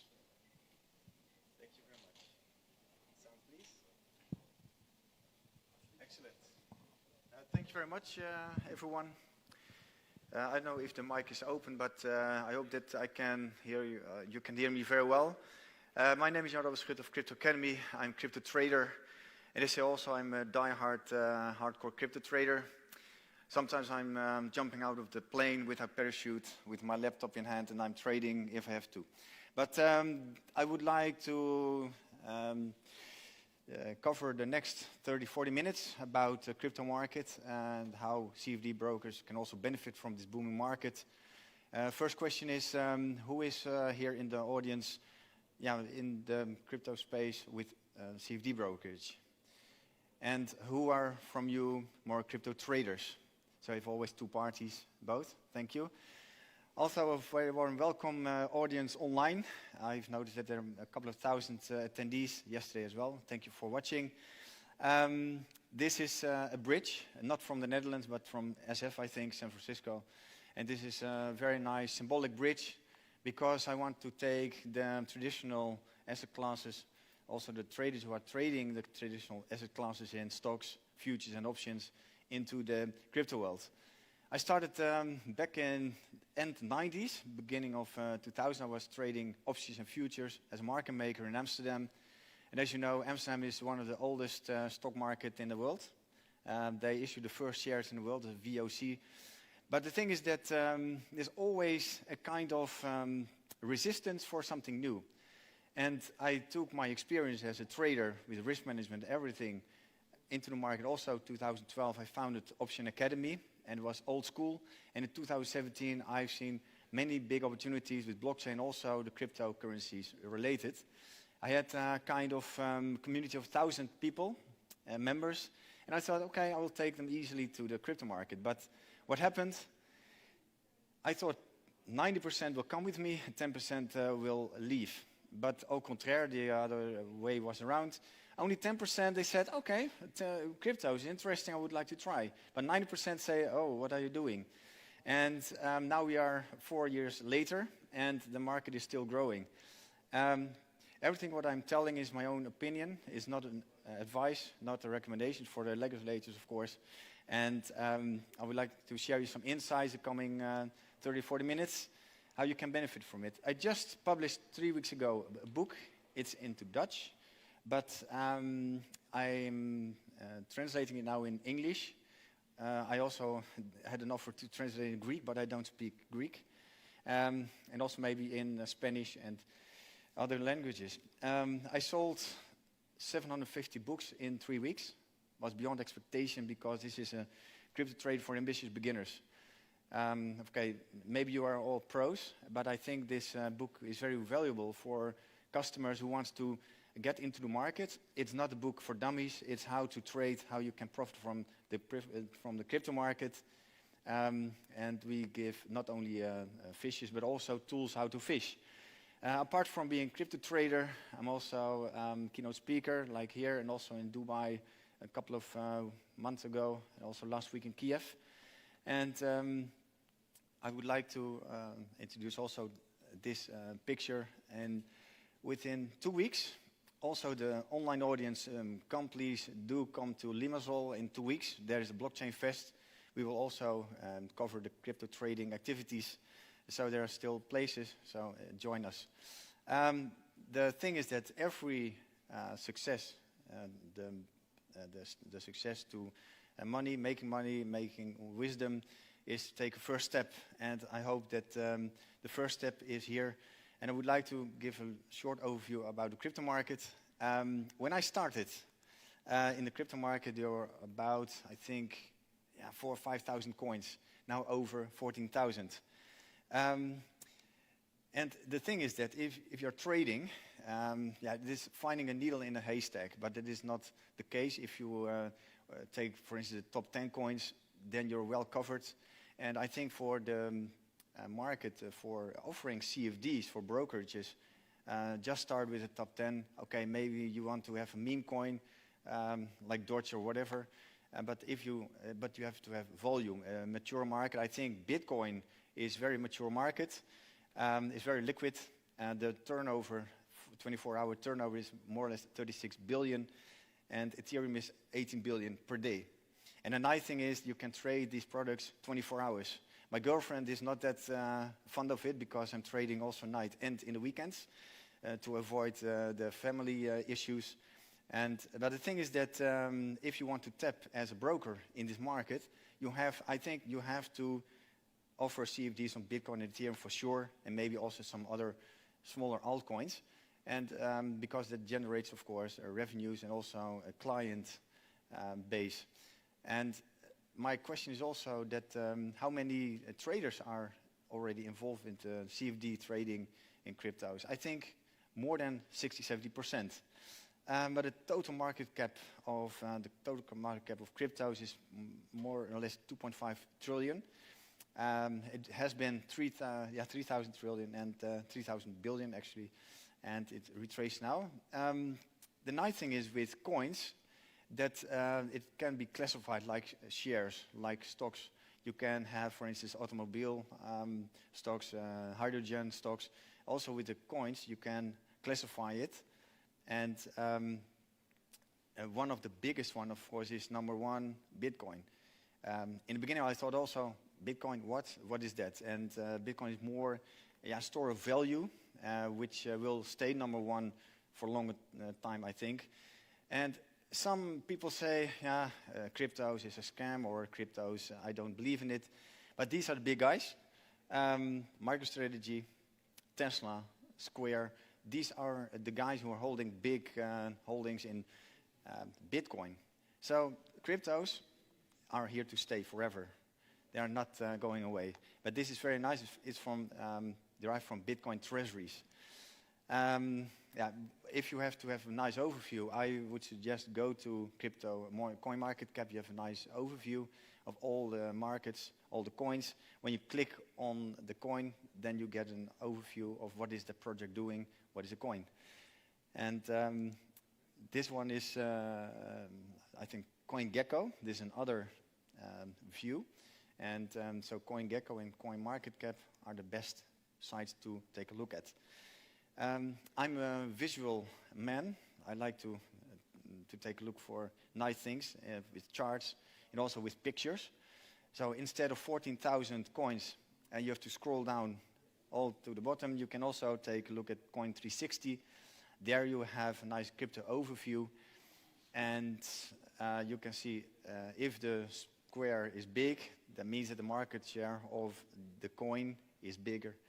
If it's small, then it's not so big. So Bitcoin has more or less a dominance of 43%. That means that it takes off the market almost half, and also Ethereum is very big, almost 20%. So almost 2/3 of the market, these two coins. So if you're an investor, you have to have at least a portion of Bitcoin and Ethereum. Otherwise, you will not outperform the market. And of course, you can also play around with some other coins. That's fine, but be sure that you have this. And also, with the current correction last week, I think it's a nice buying opportunity. And okay, now, these were the coins, but now you have also news. I'm not a news trader, but I'm taking a look what is in the market going on. I'm not going to buy Dodge because of Elon Musk is tweeting it, or whatever. But I want to know what is going on in the market. So the crypto panic is very nice aggregator, because you don't want to have 3 screens with 100 tabs to aggregate all the news. So this is very nice one, crypto panic. It's not like that is panic in the news, but it's a nice site, I think. And I'm a very convenient trader. I want to have it easy. The total market cap, as I said, it's around 3 trillion. It was last week. When I woke up, it was 4% down again, Bitcoin, but now it retreated towards 2.5 trillion. But as you can see, the market is relatively new, and it's always with booms and busts. And also last year, we were in the middle of, what is it, around 1 trillion. So we three-folded already to the top. And this correction, I think it's a blessing in disguise, because that is easy to buy some coins again. And this is a total market cap excluding BTC. And this is why I want to show you, because you have always to take a look for the breadth in the market. I showed you that Bitcoin is a market dominance of 40%. Okay? But if you take it out, but you can also see that higher highs and higher lows, that means that the market is very mature, and also the breadth of the market is good. That means that also retail investors would be more interested to trade alts or trade Bitcoin and Ethereum. Very good for the brokerages, of course. This is a very nice picture. Beginning of this year, the market dominance of Bitcoin has been trading around 76. So 3/4 of the market was dominated by Bitcoin. That means that at that time, when Bitcoin was moving up and down, it has a huge impact. But now the dominance is more or less 44%, with a low at 40. What does this mean in the slide of the market dominance? That means that altcoins are outperforming the Bitcoin, or the Bitcoin is underperforming. But this is very key level, I think, 40%. And that means that the market for altcoins is also sound still. Of course, you have to take a look which altcoins you have to take. But it means that the market is not safe, because the markets are never safe, but they're sound. And that means that people can trade easily on these markets. I said that Bitcoin is number one, Ethereum number two. Ethereum number two is more seen as a smart contract platform. There are many DeFi protocols running on it. The decentralized apps are running on it, on the ERC20. And also, nowadays, there are NFTs, non-fungible tokens. I can also make an NFT on this book. I put it on OpenSea, I sell it. But the thing is that I'm not an artist. I don't care about art. But some people are artists, and they want to sell and monetize their art. Okay, it's fine. But also, there's very big market in NFTs. I cannot deny it. I will not easily invest in it, because it's not liquid enough. But nevertheless, take a look at the NFT market, also the DeFi market. You see also the market is picking steam all the time. And that means that that's very good for Ethereum. Ethereum has now only a dominance of 20%. I think it will shot through the roof soon, but it has some challenges. And my projections for BTC is that Bitcoin will hit 100,000 by the end of Q1 2022 in March. Don't hang me up if it's not going to happen, but it's an estimation. And why do I think that? Because of the, if I take a look at the technicals, you get 40, 60, 20, so it's 80 for sure, but we are already there. And the projection for the next month, next quarter, the second quarter will be great. But the thing is that Bitcoin is a kind of store of value, and you see also big guys coming in, MicroStrategy, as I said, they will buy, they will stay by. And you can see there's also a kind of digital gold. And that's why I think that Bitcoin will be number one for a longer time. Big boys are coming in, ladies as well, and institutional investors are coming in, and that will support Bitcoin. So that's why I think Bitcoin will be there. There's also kind of stock-to-flow model. Traders amongst you who are also trading commodities, you know these kind of models. I don't like too much the models, but the thing is that you can see that the stock-to-flow model is illustrating the target price predictions for Bitcoin, and it's quite nice in line with the market, and that's good. But this is one slide you can also take note of for the future if you are a theorist or modelist. Ethereum target, 6,000 for the end of Q1 2022. Why? Because the low has been 2,000 a couple of months ago, the high around 4. broke the resistance area. So after the consolidation pattern of 2,000 points, you can add it, project it, hence 6,000. I think this is a very conservative projection, and so 6,000 will be at the end of quarter one. And who would think it will be higher actually, who is in trading also in Ethereum? I got some people, they said 10,000, 15,000. I don't know really. But the thing is that there are a couple of strategies for traders itself. You can have HODL and DCA strategies for the altcoins, for instance, and that is not that really interesting for CFD trading. But the thing is that apart, I've got also a portfolio with DCA and HODL for the longer term, but with altcoins connected to more than 25 exchanges, that is a hassle. So if a CFD broker has under one roof many products, also the altcoins, maybe some of the best, then you offer very nice value to the client. And but the swing trading, that's also very nice. You can also swing trade for the longer term, but also when you take profit out within a couple of weeks of months. This is interesting, the short-term trading, intraday. I use the CFDs myself on Bitcoin, a little bit on Ethereum. And why? Because also in the night the market fell 4%. So I need, as a trader, although I'm a hardcore crypto trader, I need also hedging mechanisms. One time I do it also with Deribit. Deribit is, I think, one of the largest crypto exchanges on Bitcoin and Ethereum. You can trade futures and options on that. And but for CFDs, it's very nice if you have some possibilities to hedge your positions. And I'm doing that for short-term trading. I'm not taking overnight positions with CFDs. It's too risky for me. And I hold long and short positions. And for options, there's another story, but it's for more passive income generation and to protect also the downside risk. So why is it for CFD brokers new? Is interesting because it's a quite new market. And I notice quite a lot of CFD brokers don't offer crypto. If you are walking on the street and you see a 500 euro bill on the street, you pick it up. This is the first advice to put some coins on the platform. Also, what I said before is 24/7 hour market. And that means that if you want to have traders, crypto traders, or maybe also traditional traders who are trading Forex and commodities, they are easily more inclined to also to take the cryptos.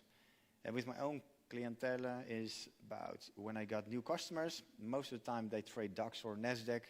But I said, hey, can I also trade BTC and Ethereum? I said, yeah, of course, go to this broker. So this generates extra revenue. And I know that traders like entertainment.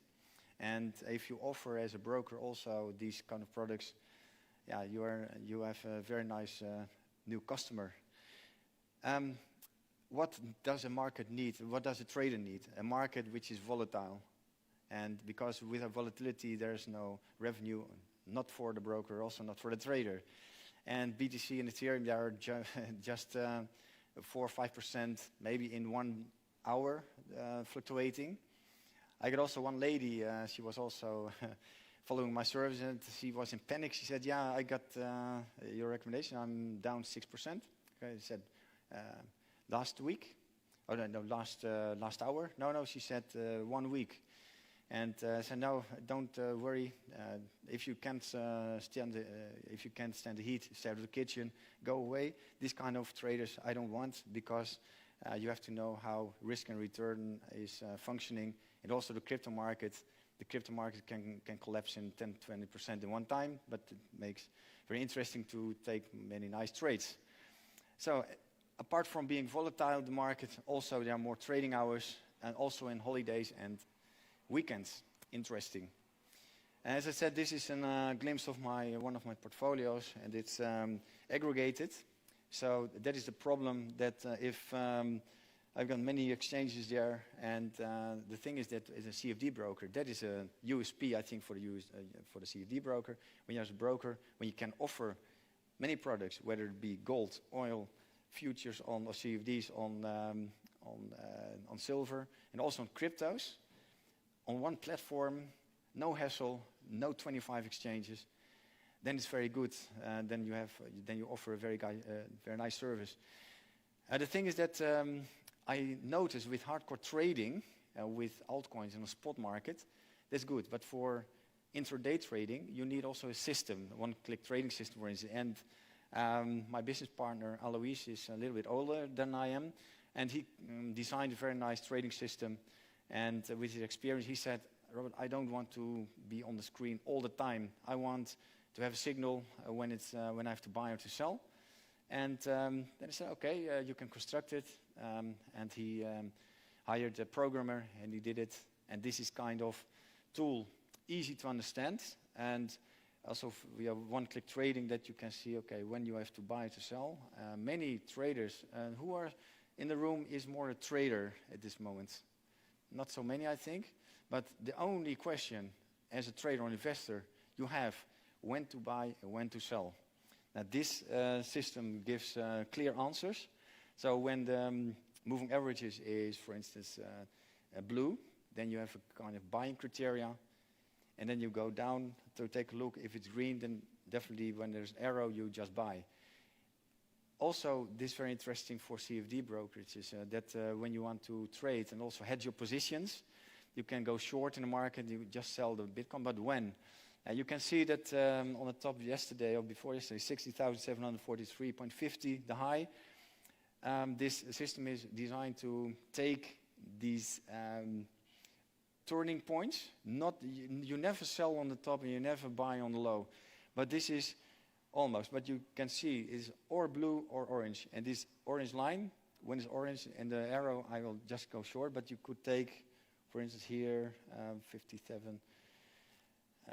3,000 points more or less, easily, because you have also the MACD red. That means that is with an extra filter. But this is just for the traders, that they can understand it. When to buy, when to sell, click and go.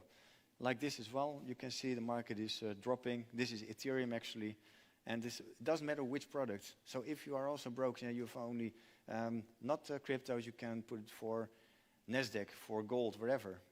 But this is a system designed for every market. Also the hassle, who has experience with MT4 platform? Yeah, I would say, who says MT4 is a very nice user experience friendly platform, or MT4 sucks, basically, as a UX. As I'm quite technical, I know how to do that, but many clients of mine, they are having problems with buying and selling only to find it. And what we also constructed is kind of one time you put a stop loss, take profit, and the lot size, one time, and when you have to buy to sell, you just click it. One-click trading system. And that's very nice. Of course, this is not fixed, because when you think, okay, I want to trade bigger, you just increase the order size. And this is also convenient for the broker, because if you are on MT4 and the traders cannot trade because they have no experience on the platform, they lose the clients. Doesn't make sense. I would like to offer you, at least for also traders, also for brokerages, free smart coin, smart platform contracts coin, and that is also for business to business, if you would like to have some coloration or whatever. I cover here the basics of cryptocurrencies, a couple of pages, and also I have covered 3 altcoins, full disclosure. I have this in portfolio. It's Cardano, Polkadot, and VeChain. Still for the longer term, interesting. It's just to give you an idea how we are communicating as well in English. And the thing is that new traders, the problem is they are leveraging too much. Yesterday I was also talking to guys. They have also a trading school. And they said, yeah, people are always having too big sizes. Yeah, I said, agree. Are there regulators in the room? I hope not. Maybe they are listening. The thing is that people say leverage is a problem, risk is a problem. But risk is, the only thing, risk is not knowing what you're doing. It is exactly what private investors and traders are doing. They just jump on the train, bigger position with too much leverage.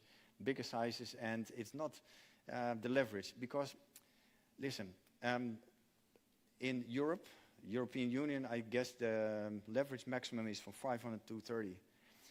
But you regulate what you're doing, actually, you're squeezing the clients to put more money on the table. That means they can lose more money. So think about it. If you allow to have a bigger leverage, this is good for the industry, because the industry is also paying the oversight companies, of course, who are they have to be paid by us. That means that if you allow to stretch a little bit the leverage, then there is more turnover, and also that people are making money and lose money, of course, but that they are trading for a longer term. And also the trader is happy because they are not going to offshore islands, to Cayman Islands or wherever, or Seychelles, and then keep in the European Union. Okay, so leverage. People have to understand how to use leverage. Also, we teach our people how to use leverage. The thing is that we help not only traders to score better hole-in-ones, but also retail traders, but also brokerages. Because what happens, most of the time, we are the first point where the traders are coming, and they say, okay, which broker I should choose. I say, okay, what kind of products are you trading? And then if it's a good CFD broker for Forex, and they want to trade Forex, I send them to the Forex broker. If they also want to trade cryptos, I send them to the CFD broker where the spreads are very good on the crypto market.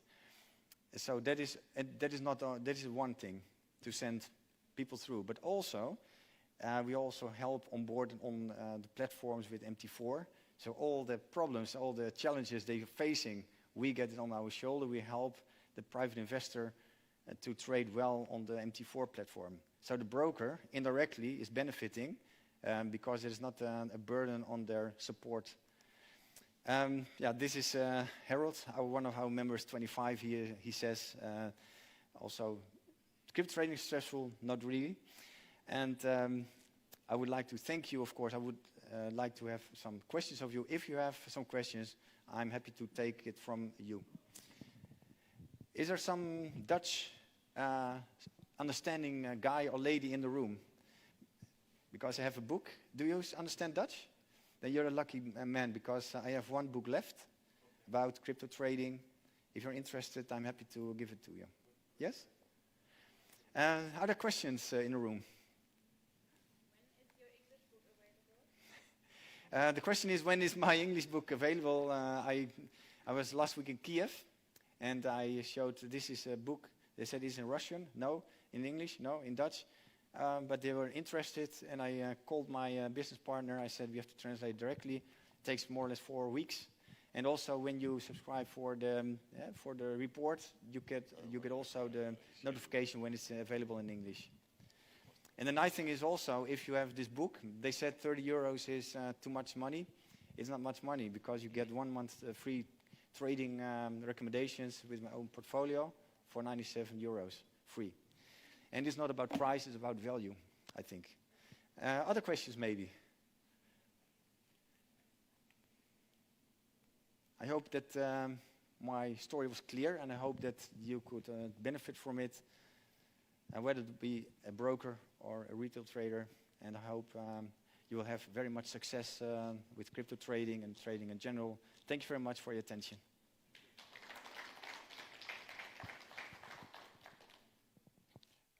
I would like to thank Jean. We were going to continue with a session instead of having a break. We're missing Mahmoud Norani. Does anybody know if he's in the hotel? No. So we'll take a half an hour's break, please, and let's get back together in half an hour. Thank you very much.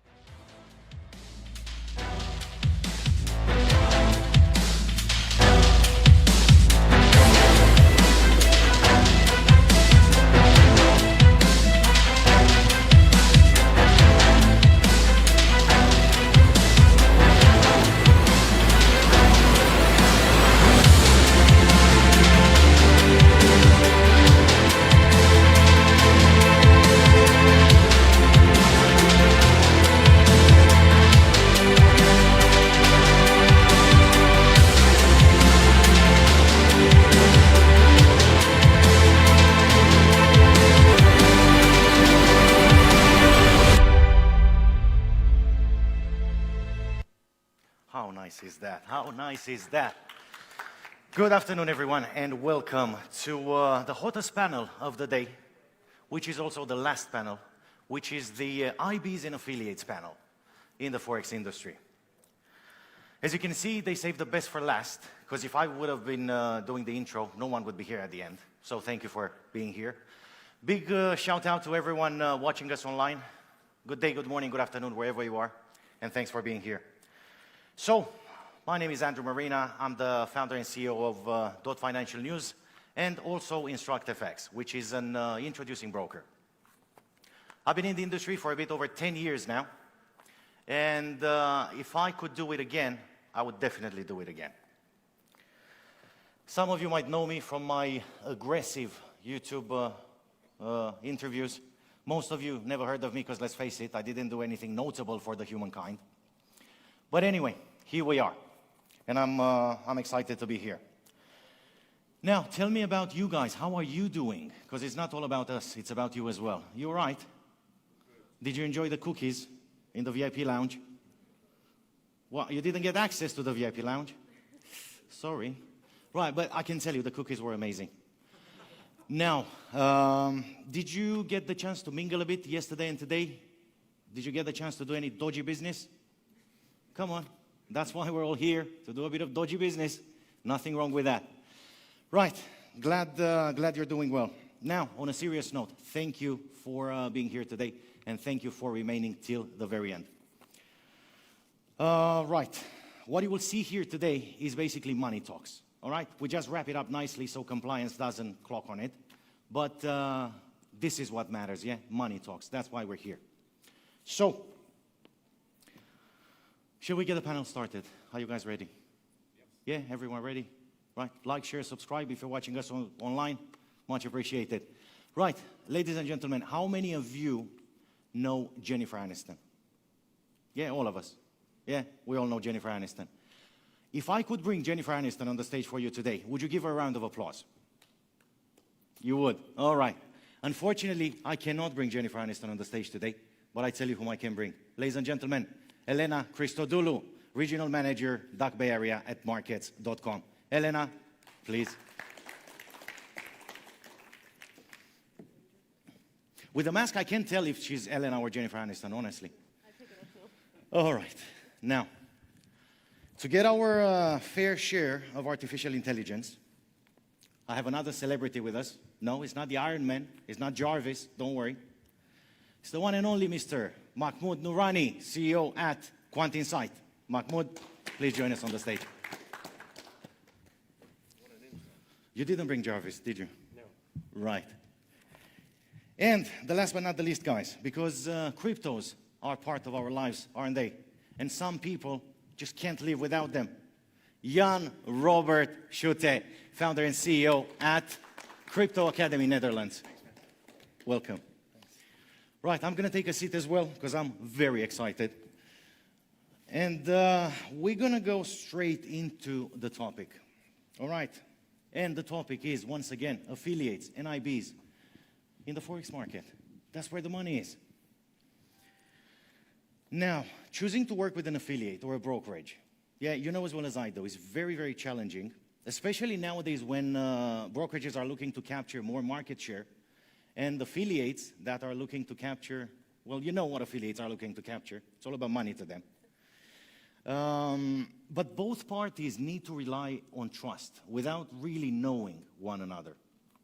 So, I want to start by asking you, Elena and gentlemen, what do affiliates need to pay attention to when choosing a brokerage, from your point of view? I'll be happy to start with this one. Please do. Actually, as a broker, we do always a thorough check before we onboard an affiliate, and I would just urge every affiliate to do the same thing with the broker that they choose. One of the main things to look out for is the regulation. Always make sure that you cooperate with the broker that is well regulated. Another thing to pay attention to is that the broker has a good balance sheet, to make sure that the broker is not there just today but also tomorrow. And well, on top of that, that he has a good reputation, because there are brokers that eventually will not be able to pay out their affiliates, And this is something that will quickly be heard in the affiliate world. So that's why it's very important to make sure that the broker that you want to work with has a reputation to pay his affiliates. Very well said. Now, it's not all about brokerages, yeah? It's not all about you guys, yeah? It's about us as well. So how do affiliates, yeah, choose a brokerage? What do they need to pay attention to as an affiliate when choosing a brokerage? You mean us as a broker, what we look out for when we onboard the affiliate? Well, actually, there is a very thorough check. We don't only check who the person is, like the general verification process, but we do also a compliance check. What we check there is obviously the source of traffic. So we make sure that the affiliate is not offering, for example, unauthorized services, is not promising things that they can't hold. We need to make sure that the affiliate will be able to introduce traffic that is healthy. Yeah. Right, okay, we're going to get to that in just a second. It's well known that affiliate deals could bring a lot of money to everyone. Yeah, that's why I started an affiliate deal, basically, after working for brokerages for so many years. And it's also well known that the CPA deals that we get, yeah, could be absolutely mind-blowing, okay? But what would you say is the right pricing model for a CPA to please both the brokerage and the affiliate in the same time? Very good question. There are different approaches. There are some brokers that do it based on country. So they use their statistics and so further. So they know, for example, a client from country X is worth Y dollars. On the other hand, though, at markets.com, we have the luxury to have a huge affiliate team with a lot of affiliate members. What this does, it gives us the opportunity to customize the deals.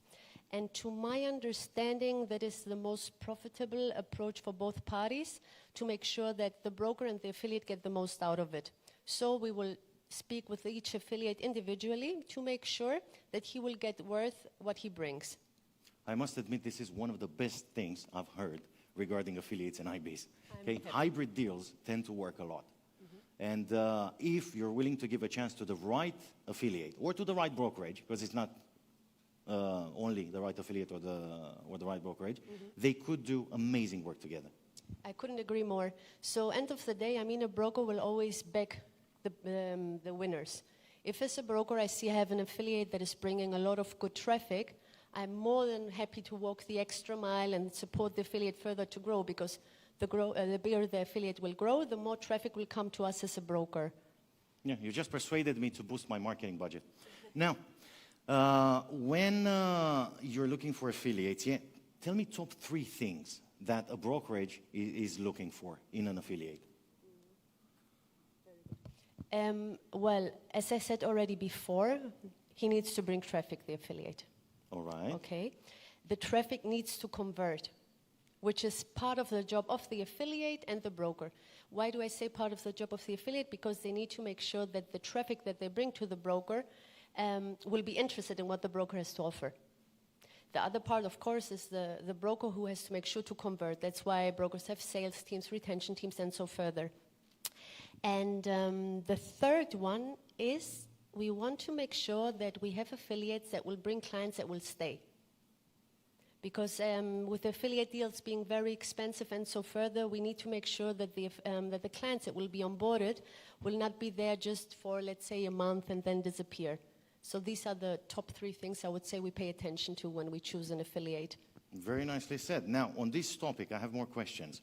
In the last few years, we had an influx, yeah, almost a saturation of the market in terms of trading gurus and trading specialists, because nowadays everyone seems to have a secret of winning a transaction, winning a trade, winning in cryptocurrencies, and so on. But is this huge mass misinformation that is very dangerous for the retail trader and the affiliate as well, but very beneficial in the same time for the brokerage? How much of this information is real? We see trading gurus giving investment advice on every video, and they get millions of followers. How do we differentiate the professionals to the trading gurus? That's a very difficult task, actually. I mean, obviously, Jan, I think I would trust you for cryptos. I wouldn't worry about this. in general, you should be careful as soon as you see investment advice coming from someone who's not authorized. It's all over social media. Yeah, then my alarm would go on, actually. Whenever somebody's promising something, you need to make sure that there is proof for this. So let's say you want to follow somebody's strategy. I would always ask for a trading history.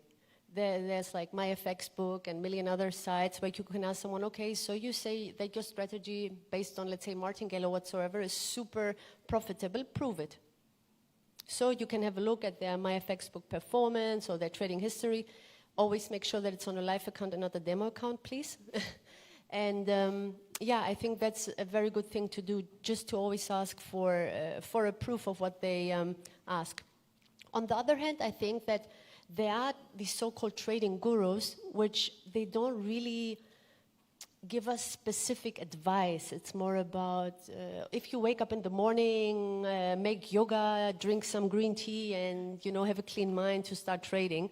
This is a complete different type of affiliates, let's say, or gurus, which eventually we want to be a bit more mindful about what's their real knowledge about the industry and how far we can really rely on the information that they're giving us. Yeah, nice, very well said, very well said. Does anyone want to add anything on this topic? Well, I think the regulators globally are struggling to keep up with the advent of social media, cryptocurrency. It was interesting when we saw the whole Wall Street bets and Reddit squeeze. If a group of hedge funds got together and decided to squeeze a stock, there would be people going to jail. Yeah. But in the context of kind of groups of private individuals forming communities to do something, although technically it's market abuse or market manipulation, the laws just are not, and the regulations are just not robust enough. So I think we're going to have some changes in the next 3 to 5 years as regulators start to, I think they're somewhat in shock at how fast the world is moving at the moment, but we're probably going to see things tighten up in some way or another.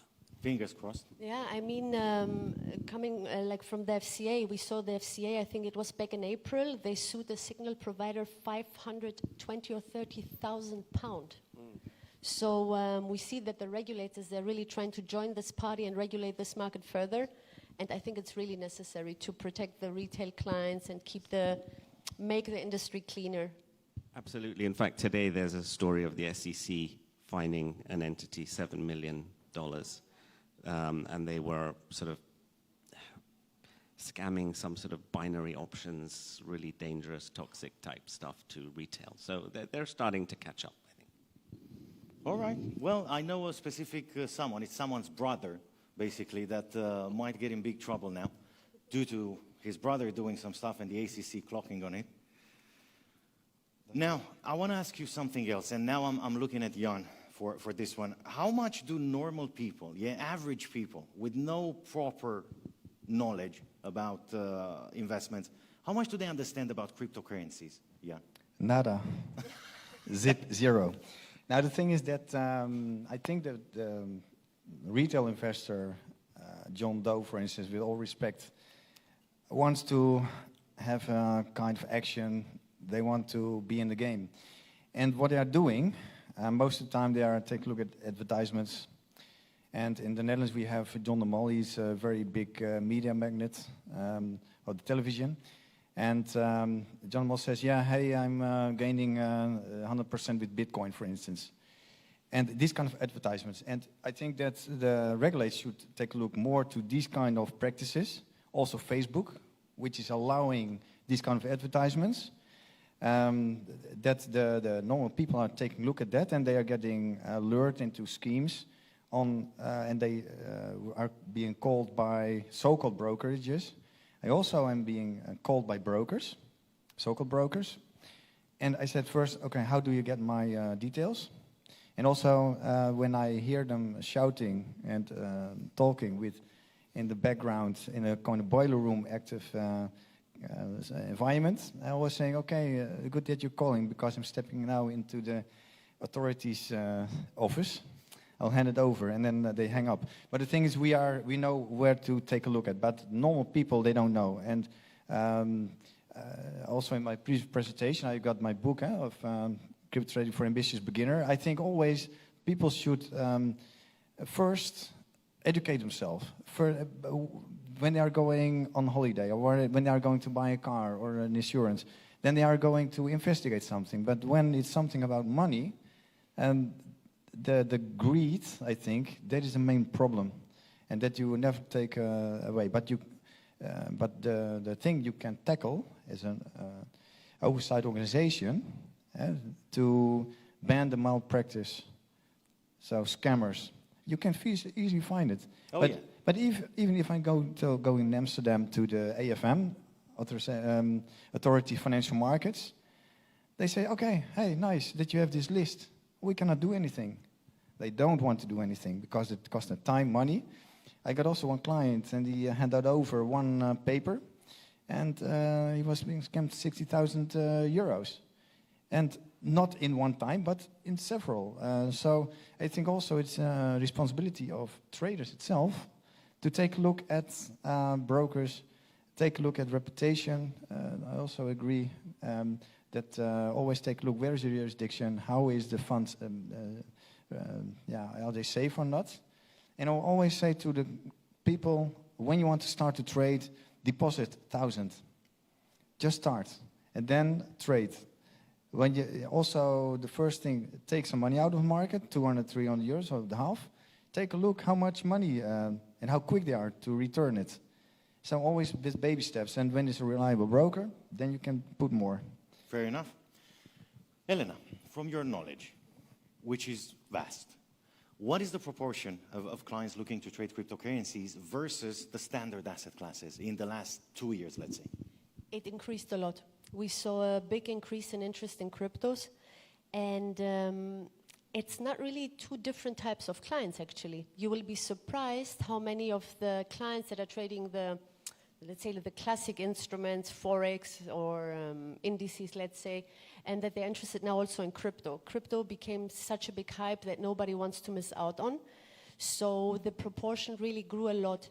Now, obviously, Bitcoin super popular, but it's now also all the smaller cryptocurrencies, right? Number 2, Ethereum. Yeah, for sure. Absolutely, yeah. Like Ethereum and other cryptocurrencies that are becoming more and more popular. So, we see a huge increase, actually. Also, don't forget the trading hours, obviously, that you can trade... 24/7. Exactly. All so year this round. is another thing that people want to do. They want to be active, trading all the time, not look for closing hours or so further. All right, and in terms of affiliates, what type of affiliates do you encounter more in the past couple of years? Crypto affiliates or CFDs? Both. Both? Yeah. And are they balanced equally? So the guys that were offering before mainly, let's say, information on the Forex, obviously they saw the hype and they implemented also cryptocurrencies. On the other hand, though, lately we had more and more affiliates exclusively giving information about cryptocurrencies. So we cannot yet say that they outperformed the classic affiliates, but they're taking a big percentage out of it. I'm not confident to put a number on it, but I think a quarter at least. At least, okay. I would say that number is much higher. Yeah, I agree, 6%. The thing is that I told in the previous presentation as well that I'm a hardcore trader. So what I get the clients from the crypto market, they're much more easy to switch to the CFDs on oil and the indices. But I've got also partnership with Money to Work, and he has more investors, and they are taking a step into the financial market. They have some shares, but they are getting bored. They want to have more action. So, and the first step is they know all the German DAX. They all know the NASDAQ and the stocks. So what they're doing, that open an account with a broker, but they also say, hey, you're also doing something with cryptos. How can I join? So they have different type of traders, I think. But I think for my experience, 60 to 70% is more now into crypto and then to the traditional. And would you say that comes from the fear of missing out and the hype? Because most people don't really understand cryptocurrencies in depth. Yeah, the thing is that you have, of course, investors, they say, I never will invest in cryptos. So that is not the thing. But people who are, I've got serious traders. I only take serious traders, and we help them construct a portfolio, longer term, shorter term. And in my opinion, of course, also crypto has to be a small part of the portfolio. These kind of traders say, okay, I would also like to put something in the cryptos, but also for trading. I would like to do that for proper reasons, not to be afraid to miss the boat, for instance, not FOMO. So truly understanding what's behind that. Yeah, the thing is that I, of course, also, I have a Telegram group, but it's more closed. I had one time open Telegram groups. There were always these guys who want to say something for free. And they were all sucking energy and asking for free tips. I said, no, go away. Tips are for waiters, like here in this Park Lane Hotel, for instance. Now, if you want to pay, you have to pay for value. And if you want to make money, pay for it. We help you. Because we have also money on the table. I have my own portfolio. And the people who are in these big groups, I can also have millions of followers. I don't want that. I want quality leads. Because I want to also have good contact with brokers to say, okay, I've got a nice portfolio we can work on. Not to throw 1 million leads over the fence. And then the brokers are not happy because they get shit leads, sorry for the words, and so dedicated, well leads. All right. Now, I heard Sisek is in the house. I scared you, didn't I? Let's talk legal for a minute. Elena, what is the worst thing that can happen to an affiliate or an IB if they breach the contract? From a broker perspective? Yes. We can terminate the contract straight away. Is that it? We can go further. Go on. Tell me more. So, yeah, like with any other contract, obviously both parties have to stick to it. And if they don't, then both parties can terminate this contract. What we will do on top of that, if necessary, we will blacklist this affiliate. We will not even allow him anymore or her to trade with us. On top of that, if, for example, unauthorized services are provided, or we have the feeling that he might be stealing from the clients or something similar, we will report it to the authorities. So you are taking legal action. You're taking it one step further. If we are forced to, yes. All right. And you're banning them from the industry, or you're just banning them to do business with your company? We don't have the abilities to ban the person from the industry. As a broker, we can of course inform the authorities, but other than that, the steps are limited. Obviously, later you can take an affiliate to court if there is something that is super severe, but that's not the common practice, let's say. But it can happen. It may. Right. I wish I would see it more, man. Honestly. Now let's step it up one notch and talk about automation for a minute, because that's very important. A lot of brokerages are now implementing automated solutions, aka chatbots, yeah, to save money on staff and support and so on.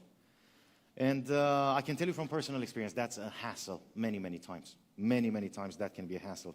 So let me ask you, are we ready for artificial intelligence to take over human functions 100%? Me? Yes, definitely. The man that knows Jarvis. Well, I think, if you look at how AI has been used in finance, the first generation has been more kind of utilities, compliance functions, customer service functions, accounting functions, efficiency gains. And I'm sure those will continue, and there's new technologies with support chatbots that have far more advanced NLP capabilities, so they can really do a pretty remarkably good job at understanding the intention behind language, what are you really trying to ask, and so that's, maturing. Where AI is becoming more interesting is whether it can be used as an aid as part of the investment process. Now, I come from the institutional world, and what I've been involved with for 5 or 6 years is bringing what I'd call machine learning techniques to the institutional world, so the world's big asset managers and hedge funds, and they're undoubtedly going down that route in a very concerted manner. And what's driving that is we've seen a remarkable cheapening of processing power in the last 10 years. What you can do now in AWS and the price you pay for it is just ridiculously cheap. And the amount of data that's available about what's going on in the world has also exploded. So on the one hand, processing power very cheap, huge amounts of data, and the advent of some scientific techniques, deep learning neural networks, and so on. And when you add in some investment experience into the mix, the big institutions have now, for the last few years, been developing ways to extract interesting insights from all sorts of data. So that's the business we're in, and where it becomes interesting in the retail world is what we're seeing is a bit of a convergence between the institutional world, where you have these analytics, and the retail world, where it seems to us there is growing demand for analytics. And one statistic that I heard in March this year was that in the US, since 2015, there are 50 million new trading accounts with $2,000 plus in them. So these are active trading accounts. India now has 45 million trading accounts. What we're seeing, and it seems like the epicenter is California, is the level of sophistication of certain parts of the retail trading world is remarkably high. You can bump into a 17-year-old today who will start talking about the Fed's next move. I mean, this is a pretty remarkable thing. So people are becoming way more literate. And what's interesting is that, and I noted this comment that, there's a lot of stuff you can get for free, but if it's valuable, it's not free. True. And there's a big trend in the US that, and I'm guessing it'll come to Europe, which is that people are now willing to pay for content if it's unique and it is convenient to access and it's original. So the best example of this is Substack, which is the community of people writing blogs and analytics. And in July 2019, Substack had 50,000 subscribers. And by the middle of this year, they were up to 550,000 subscribers. So that's exploded. And this costs anywhere from $5 to $50 a month. If you look at the subscription growth for the Wall Street Journal over the last 2 years, or the New York Times, or the FT, it's going off the chart. If you look at the behavior amongst kind of online users for free streaming services, it's collapsing. Everyone is basically saying, I'll pay the $2 subscription. I can't deal with the pop-ups anymore, the advertising, my browser freezing, hundreds of new tabs opening with people sort of telling me my Mac is infected, and people are going for convenience. And so if you take all these trends together, what we believe it boils down to is that there are two big opportunities. One, for providers in the institutional world to go to the retail world and say, we're creating a version for you that's really cheap, $5 a month, whatever it is, has real value, and the trust comes from the fact that the world's biggest asset managers and hedge funds are using this stuff. So that's one opportunity. The other opportunity, we believe, is for the broking platforms. Because at the moment, analytics is a cost for them. What they're doing is they say, okay, XYZ provider, we'll pay them X thousand per year, and then we'll put some stuff on our platform, and people can come and have a look at it. Our clients can come and have a look at it. Now, we know that brokerage platforms, you've been talking about this, spend a lot of time, money, and energy acquiring customers. It's really expensive. And there is, we believe now, an opportunity to do a much better job of monetizing the customers they've acquired by providing them with original, high-quality, institutional-grade analytics that they will pay for, and the brokerage firm will keep a percentage of the subscription revenues. So we're certainly seeing that in the US, and we think there's a good chance that that'll start spreading to Europe, and AI is a very general term, but okay, let's use it. You know, the other thing to note is the regulator is increasingly now paying attention to what is advice and what is essentially what they call a fancy calculator. So if you're taking data, you're processing it, you're finding insights from that, and you're providing those outputs in, you know, really simple, nice, easy form to a retail audience, there's a pretty good chance that you can convince the regulator that that is not advice, that is a sophisticated form of saying 2 + 2 = 4, which is not advice. So that's another debate going on, and again, the regulators. The key things here are, number one, your output must in no way be tailored to the retail recipient and their circumstances, their risk tolerance. This must be available and equally useful for everyone. The second is the less human input you have in that process, the less it's advice. So if you just shove billions of bits of data into a machine and it comes out and says, all things considered, you know, the S&P 500 is moving because inflation's going up. That's just a statistical observation. So, and there's no humans in there. So the regulator's also catching up with the whole AI thing and trying to figure out, is this advice or is it just a fancy calculator? So those are the debates and what we see going on. All right, so you're saying that offering quality analytics basically will increase the client stickiness on the platform. Yeah, and the lifetime value, and you know, there's certainly a trend that the percentage of you know, retail clients who lose money is declining. Actually met a really interesting firm in the UK 2 days ago who was at 50% of their clients lose money, and their business model is to get that below 50%. Is the best one I've heard so far, and they have trading coaches available and all sorts of stuff. And their view is that that will maximize lifetime value. And so that, to me, makes a lot of sense. I also really like the aspect that you mentioned, that a lot of brokers, as a broker, we're trying to make our own platforms more interesting for the retail trader. And that's exactly where you come in. So the more tools we have on our platform, the better we can make sure that the client will be able to have a longer lifetime value. And like you said, the stickiness. Like if you're with a broker who has a fantastic platform with a lot of tools that will help you to get all the information you want without switching back and forth, browsing, searching, the chances that you will move to another broker are decreasing. Yeah, true. However, just to give you a little bit of a glimpse, perhaps, of the future, is there's a chatbot we're working on, for example, where you know, it'll be, let's say, a window on a broking platform where a retail trader will be able to ask a question, like, what's the expectation for non-farm payrolls tomorrow?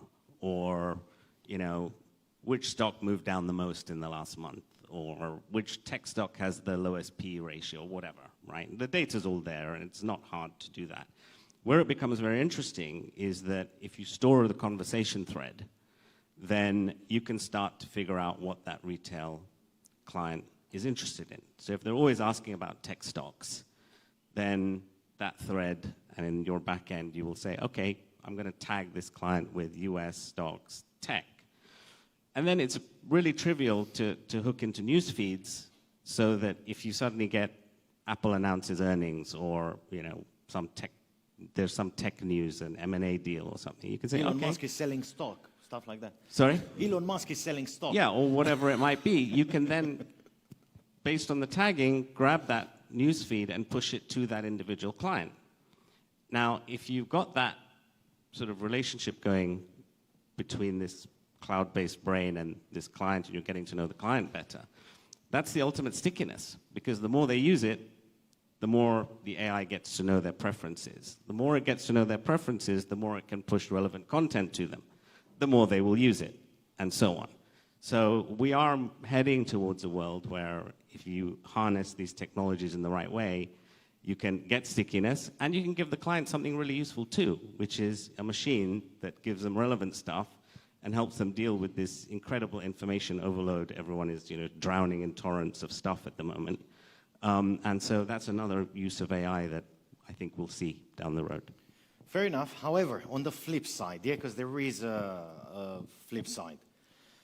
From what I see, yeah, the markets tend to be driven more by tweets, yeah, by the fear of missing out, by investor sentiment and the good old Excel sheets and, you know, analytics. One of the biggest challenges I'm facing, and I'm sure Jan is facing, and everyone that's trying to teach people something, is that people seem to be more interested in making $10,000 with $500 by Friday than actually understanding, you know, what this industry is all about. Are people still looking for analytics, or they want to tweet from their best friend? I think that sort of impatience and unrealistic expectations are always going to be in the mix there in some way, shape, or form. Can't change human nature, really. But it's interesting that I think we've got some long-term secular trends. You know, people realize that the most important decisions they'll ever make are buying their house and saving for their retirement. You've got another trend on top of that, which is people want to play the game, you know, and that's fine. And you've got a third thing that's accelerated that, which is we've been in a bull market for crypto, we've been in a bull market for tech, you know, equity markets are at all-time highs, and that's, you know, that's not going to last forever. I can guarantee that at some point things will change, and it won't be that straightforward that whatever you buy goes up, and that may wash out some of that impatience. So you're always going to have this, you know, euphoria followed by periods of, you know, horrible markets, followed by euphoria. So you're going to have that. But the long-term underlying trends are healthy. Yeah, but that lack of patience is making people very poor very fast when they were actually trying to get very rich very fast. So this phenomenon has to be balanced at some point. Yeah, and all the more reason for broking platforms to stress education and responsible investing and basing things on facts and evidence and data. Fair enough. Now, recently, we had millennials, yeah, taking the center stage. These people that no one understands, that seem to have the secret of life. We saw the crypto markets getting a proper boost from that. What would you say is the percentage of millennial traders nowadays versus conservative traders? Yeah, when I say millennials, I mean cryptos, yeah. That's why I'm looking at you. What's the percentage now? Millennials versus conservative traders? No, I think that it's a difficult question to answer directly. That's why I'm here. That's why. If I dive into that, because you have traditional market, you have people who are a little bit older and they have had the time to build some wealth. And they have wealth in property and exchange traded funds, whatever, and their retirement funds. That is a big one. That is much more than these millennials who came later. And the millennials, I think it's also the average number. You can have many millennials, but the average account size is less. And what I know is also these kind of traders are more looking at, for instance, Reddit, Fora, and they win some money, and they've in the Netherlands they have student loans for almost nothing. So they put something in the trading account. Okay, you only hear the good stories. So when it's going up, and they say, okay, I made 10,000 euros with 1,000 investments, but there are many students who lost money. So I would say by far, still it's 80%, I think, the traditional markets, the retail clients, versus 20% millennials, I think. But I think that millennials will also grow, that's for sure. And the people who are now wealthy, they will pass over their wealth. The baby boomers will pass over the wealth to the millennials if they want, of course, if they can. Yeah. So that will be more. Yeah. I think also it's pretty much our responsibility as brokers, educators, service providers to make sure that we don't scare these millennials off. Because the last thing we want is a new generation coming, being afraid to invest because they burned their money on crypto accounts or whatsoever. So as you mentioned before, education should be key here. So we will keep the students from burning their money and just, try to raise a generation of traders that will be taking smart decisions, good decisions, and not just burn their funds. I was about to ask you, what is their approach to the markets from your knowledge, but you already answered that, so I'm going to jump to the next question.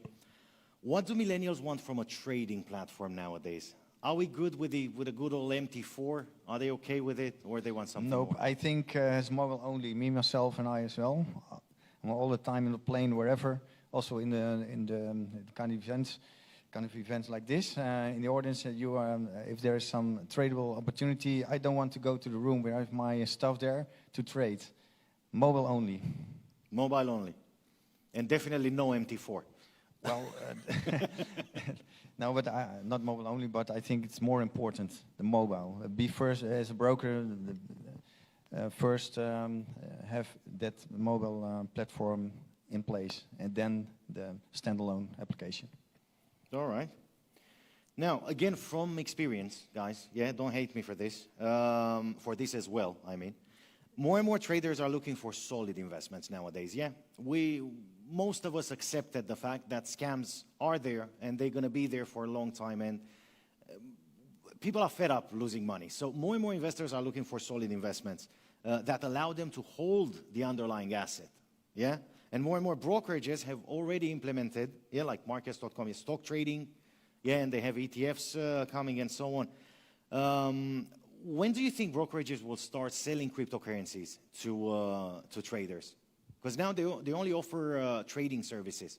Do you see it moving towards that direction?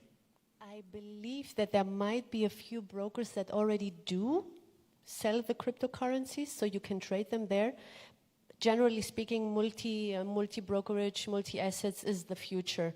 I think if we will look back in a couple of years, most of the brokers who will only focus on CFDs will not survive. We will need much more assets. We will need real shares. We will need cryptocurrencies, ETFs, eventually options and futures. But that's definitely where the future is going, because a client, a trader, is not looking forward to switch 5 platforms, 5 apps, 5 brokers to put trades. So I'm here trading my cryptos. Okay, I saw shares went up. I want to buy a share. I want to go short on my CFD position. It needs to be all from one provider and one platform. I think that's really key. And what's the timeline? When do you think most brokerages, most decent brokerages, and solid ones, will offer full solutions to clients? We see already that this thing is happening. So I think it started, let's say, maybe around 2 years ago. I don't know if you guys agree. I think with the MiFID changes, being much more stricter on CFDs, a lot of CFD brokers got a bit scared that they might lose their business. So they try to diversify more, bring more assets in order to keep the clients. Shall there be eventually more restrictions on CFDs to have like a second leg to stand on, so to say? And I'm pretty positive that in the next few years, most of the brokers that will survive will really have much more assets than they have now. Now, to put like a date on it, I can't tell you, but I think it will be really now in the coming years. Yeah, and I would like to add on this that is prerequisite that the regulators should accommodate the market, not kill the market with too many rules. So if they are doing that, then also the CFD brokers can diversify more their portfolio and to offer to their clients the markets where they can trade CFD. I have more than 25 crypto exchanges, and knotted it together in one. I want to have one platform where I can trade in the crypto, CFDs on crypto, also shares and also other things. All right, very well said. Now it's time for the Q&A, guys. I know you're dying to ask questions about money. So come on, be brave. Ask us, how do we make money? How do we lose money? And what's going on? Anyone? Brave enough? Anyone? No? Right, time for the closing statement. We scared them off, I told you. Imagine if I was doing this at the beginning. Closing statements, guys, if you're ready. Closing statement. I thought that we had also something about Elon Musk. You mentioned it. I didn't want to hook up with it. But Elon Musk... Go on then. Yeah, Elon Musk, why the heck is this guy still walking around free? Because he is tweeting Doge, Bitcoin. even worse, regulators. If a company, Tesla, if the board of the directors have to issue something very important about the company, they have to issue a public statement, issuing out of the media. But what Elon Musk did several years ago, maybe it was 4 or 5 years ago, he said when he was smoking weed, he said, okay, we are in talk with Abu Dhabi a fund, we will take over Tesla for $450. The stock was trading around 350. And then the market, the stock went through the roof. And 1 day later, when he got scrutinized and questioned about, then Elon Musk said, okay, no, sorry, it was not my intention. But the crazy thing is, I didn't have a position, but if you are a trader, you're a hedge fund, you're short Tesla, you lose money. It is not being covered with these kind of actions. So maybe it's a strange bridge to what I want to say now, but because in the crypto market, I also see Elon Musk tweeting all over the place, also about selling stock Tesla, that he says, I'm going to sell. But when you listen well, when you read well, he said, I already sold Tesla, because why should you dig in your own window, throw your own windows in? So the thing is that Elon Musk, it was an easy bridge also to, for instance, BaFin in Germany. Regulators are good. They had kind of challenge with what is the name? Wirecard. Market manipulation, I think it's called. Wirecard. And there was a Financial Times journalist. They said, "Okay, can you please take a look at it, because this is not good." It was 200 plus stock, and the regulator said, "No, we don't have to take a look at it." And later, it appeared that some guys from BaFin were trading, having stocks in Wirecard. So that's very strange. So I think regulation, of course, has to be in place, but also regulators, please also have your own house in order. That is very important. And please be accommodative also for traders and also for good companies who are with the jurisdiction in Europe and Cyprus.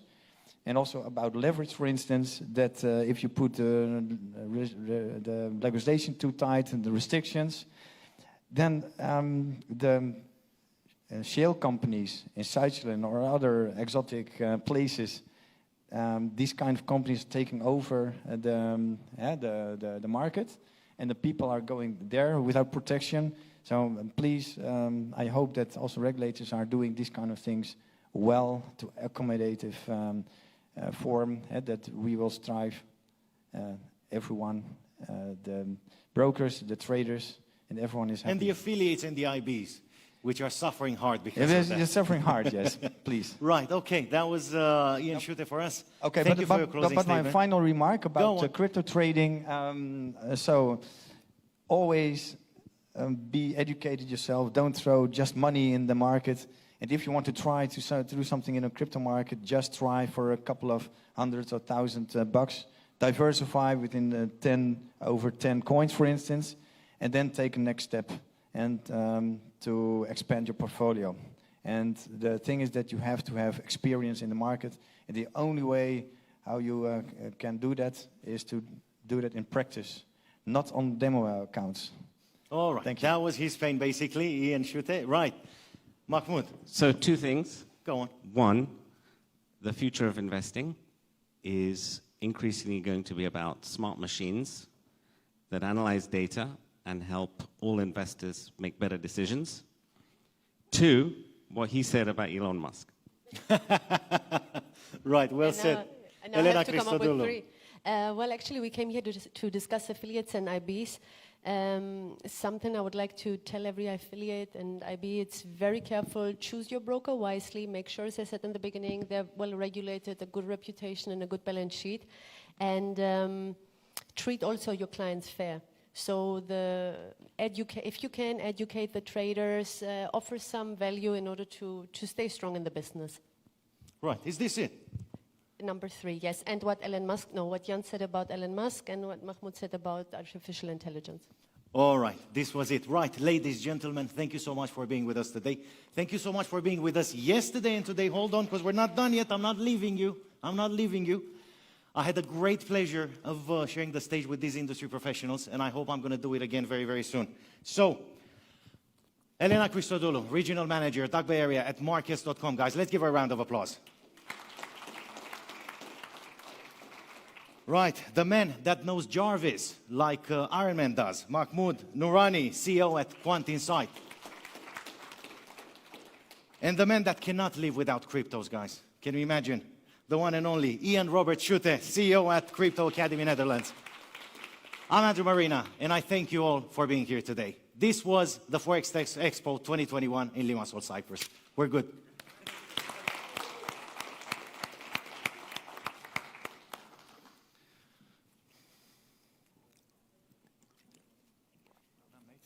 Thanks, mate.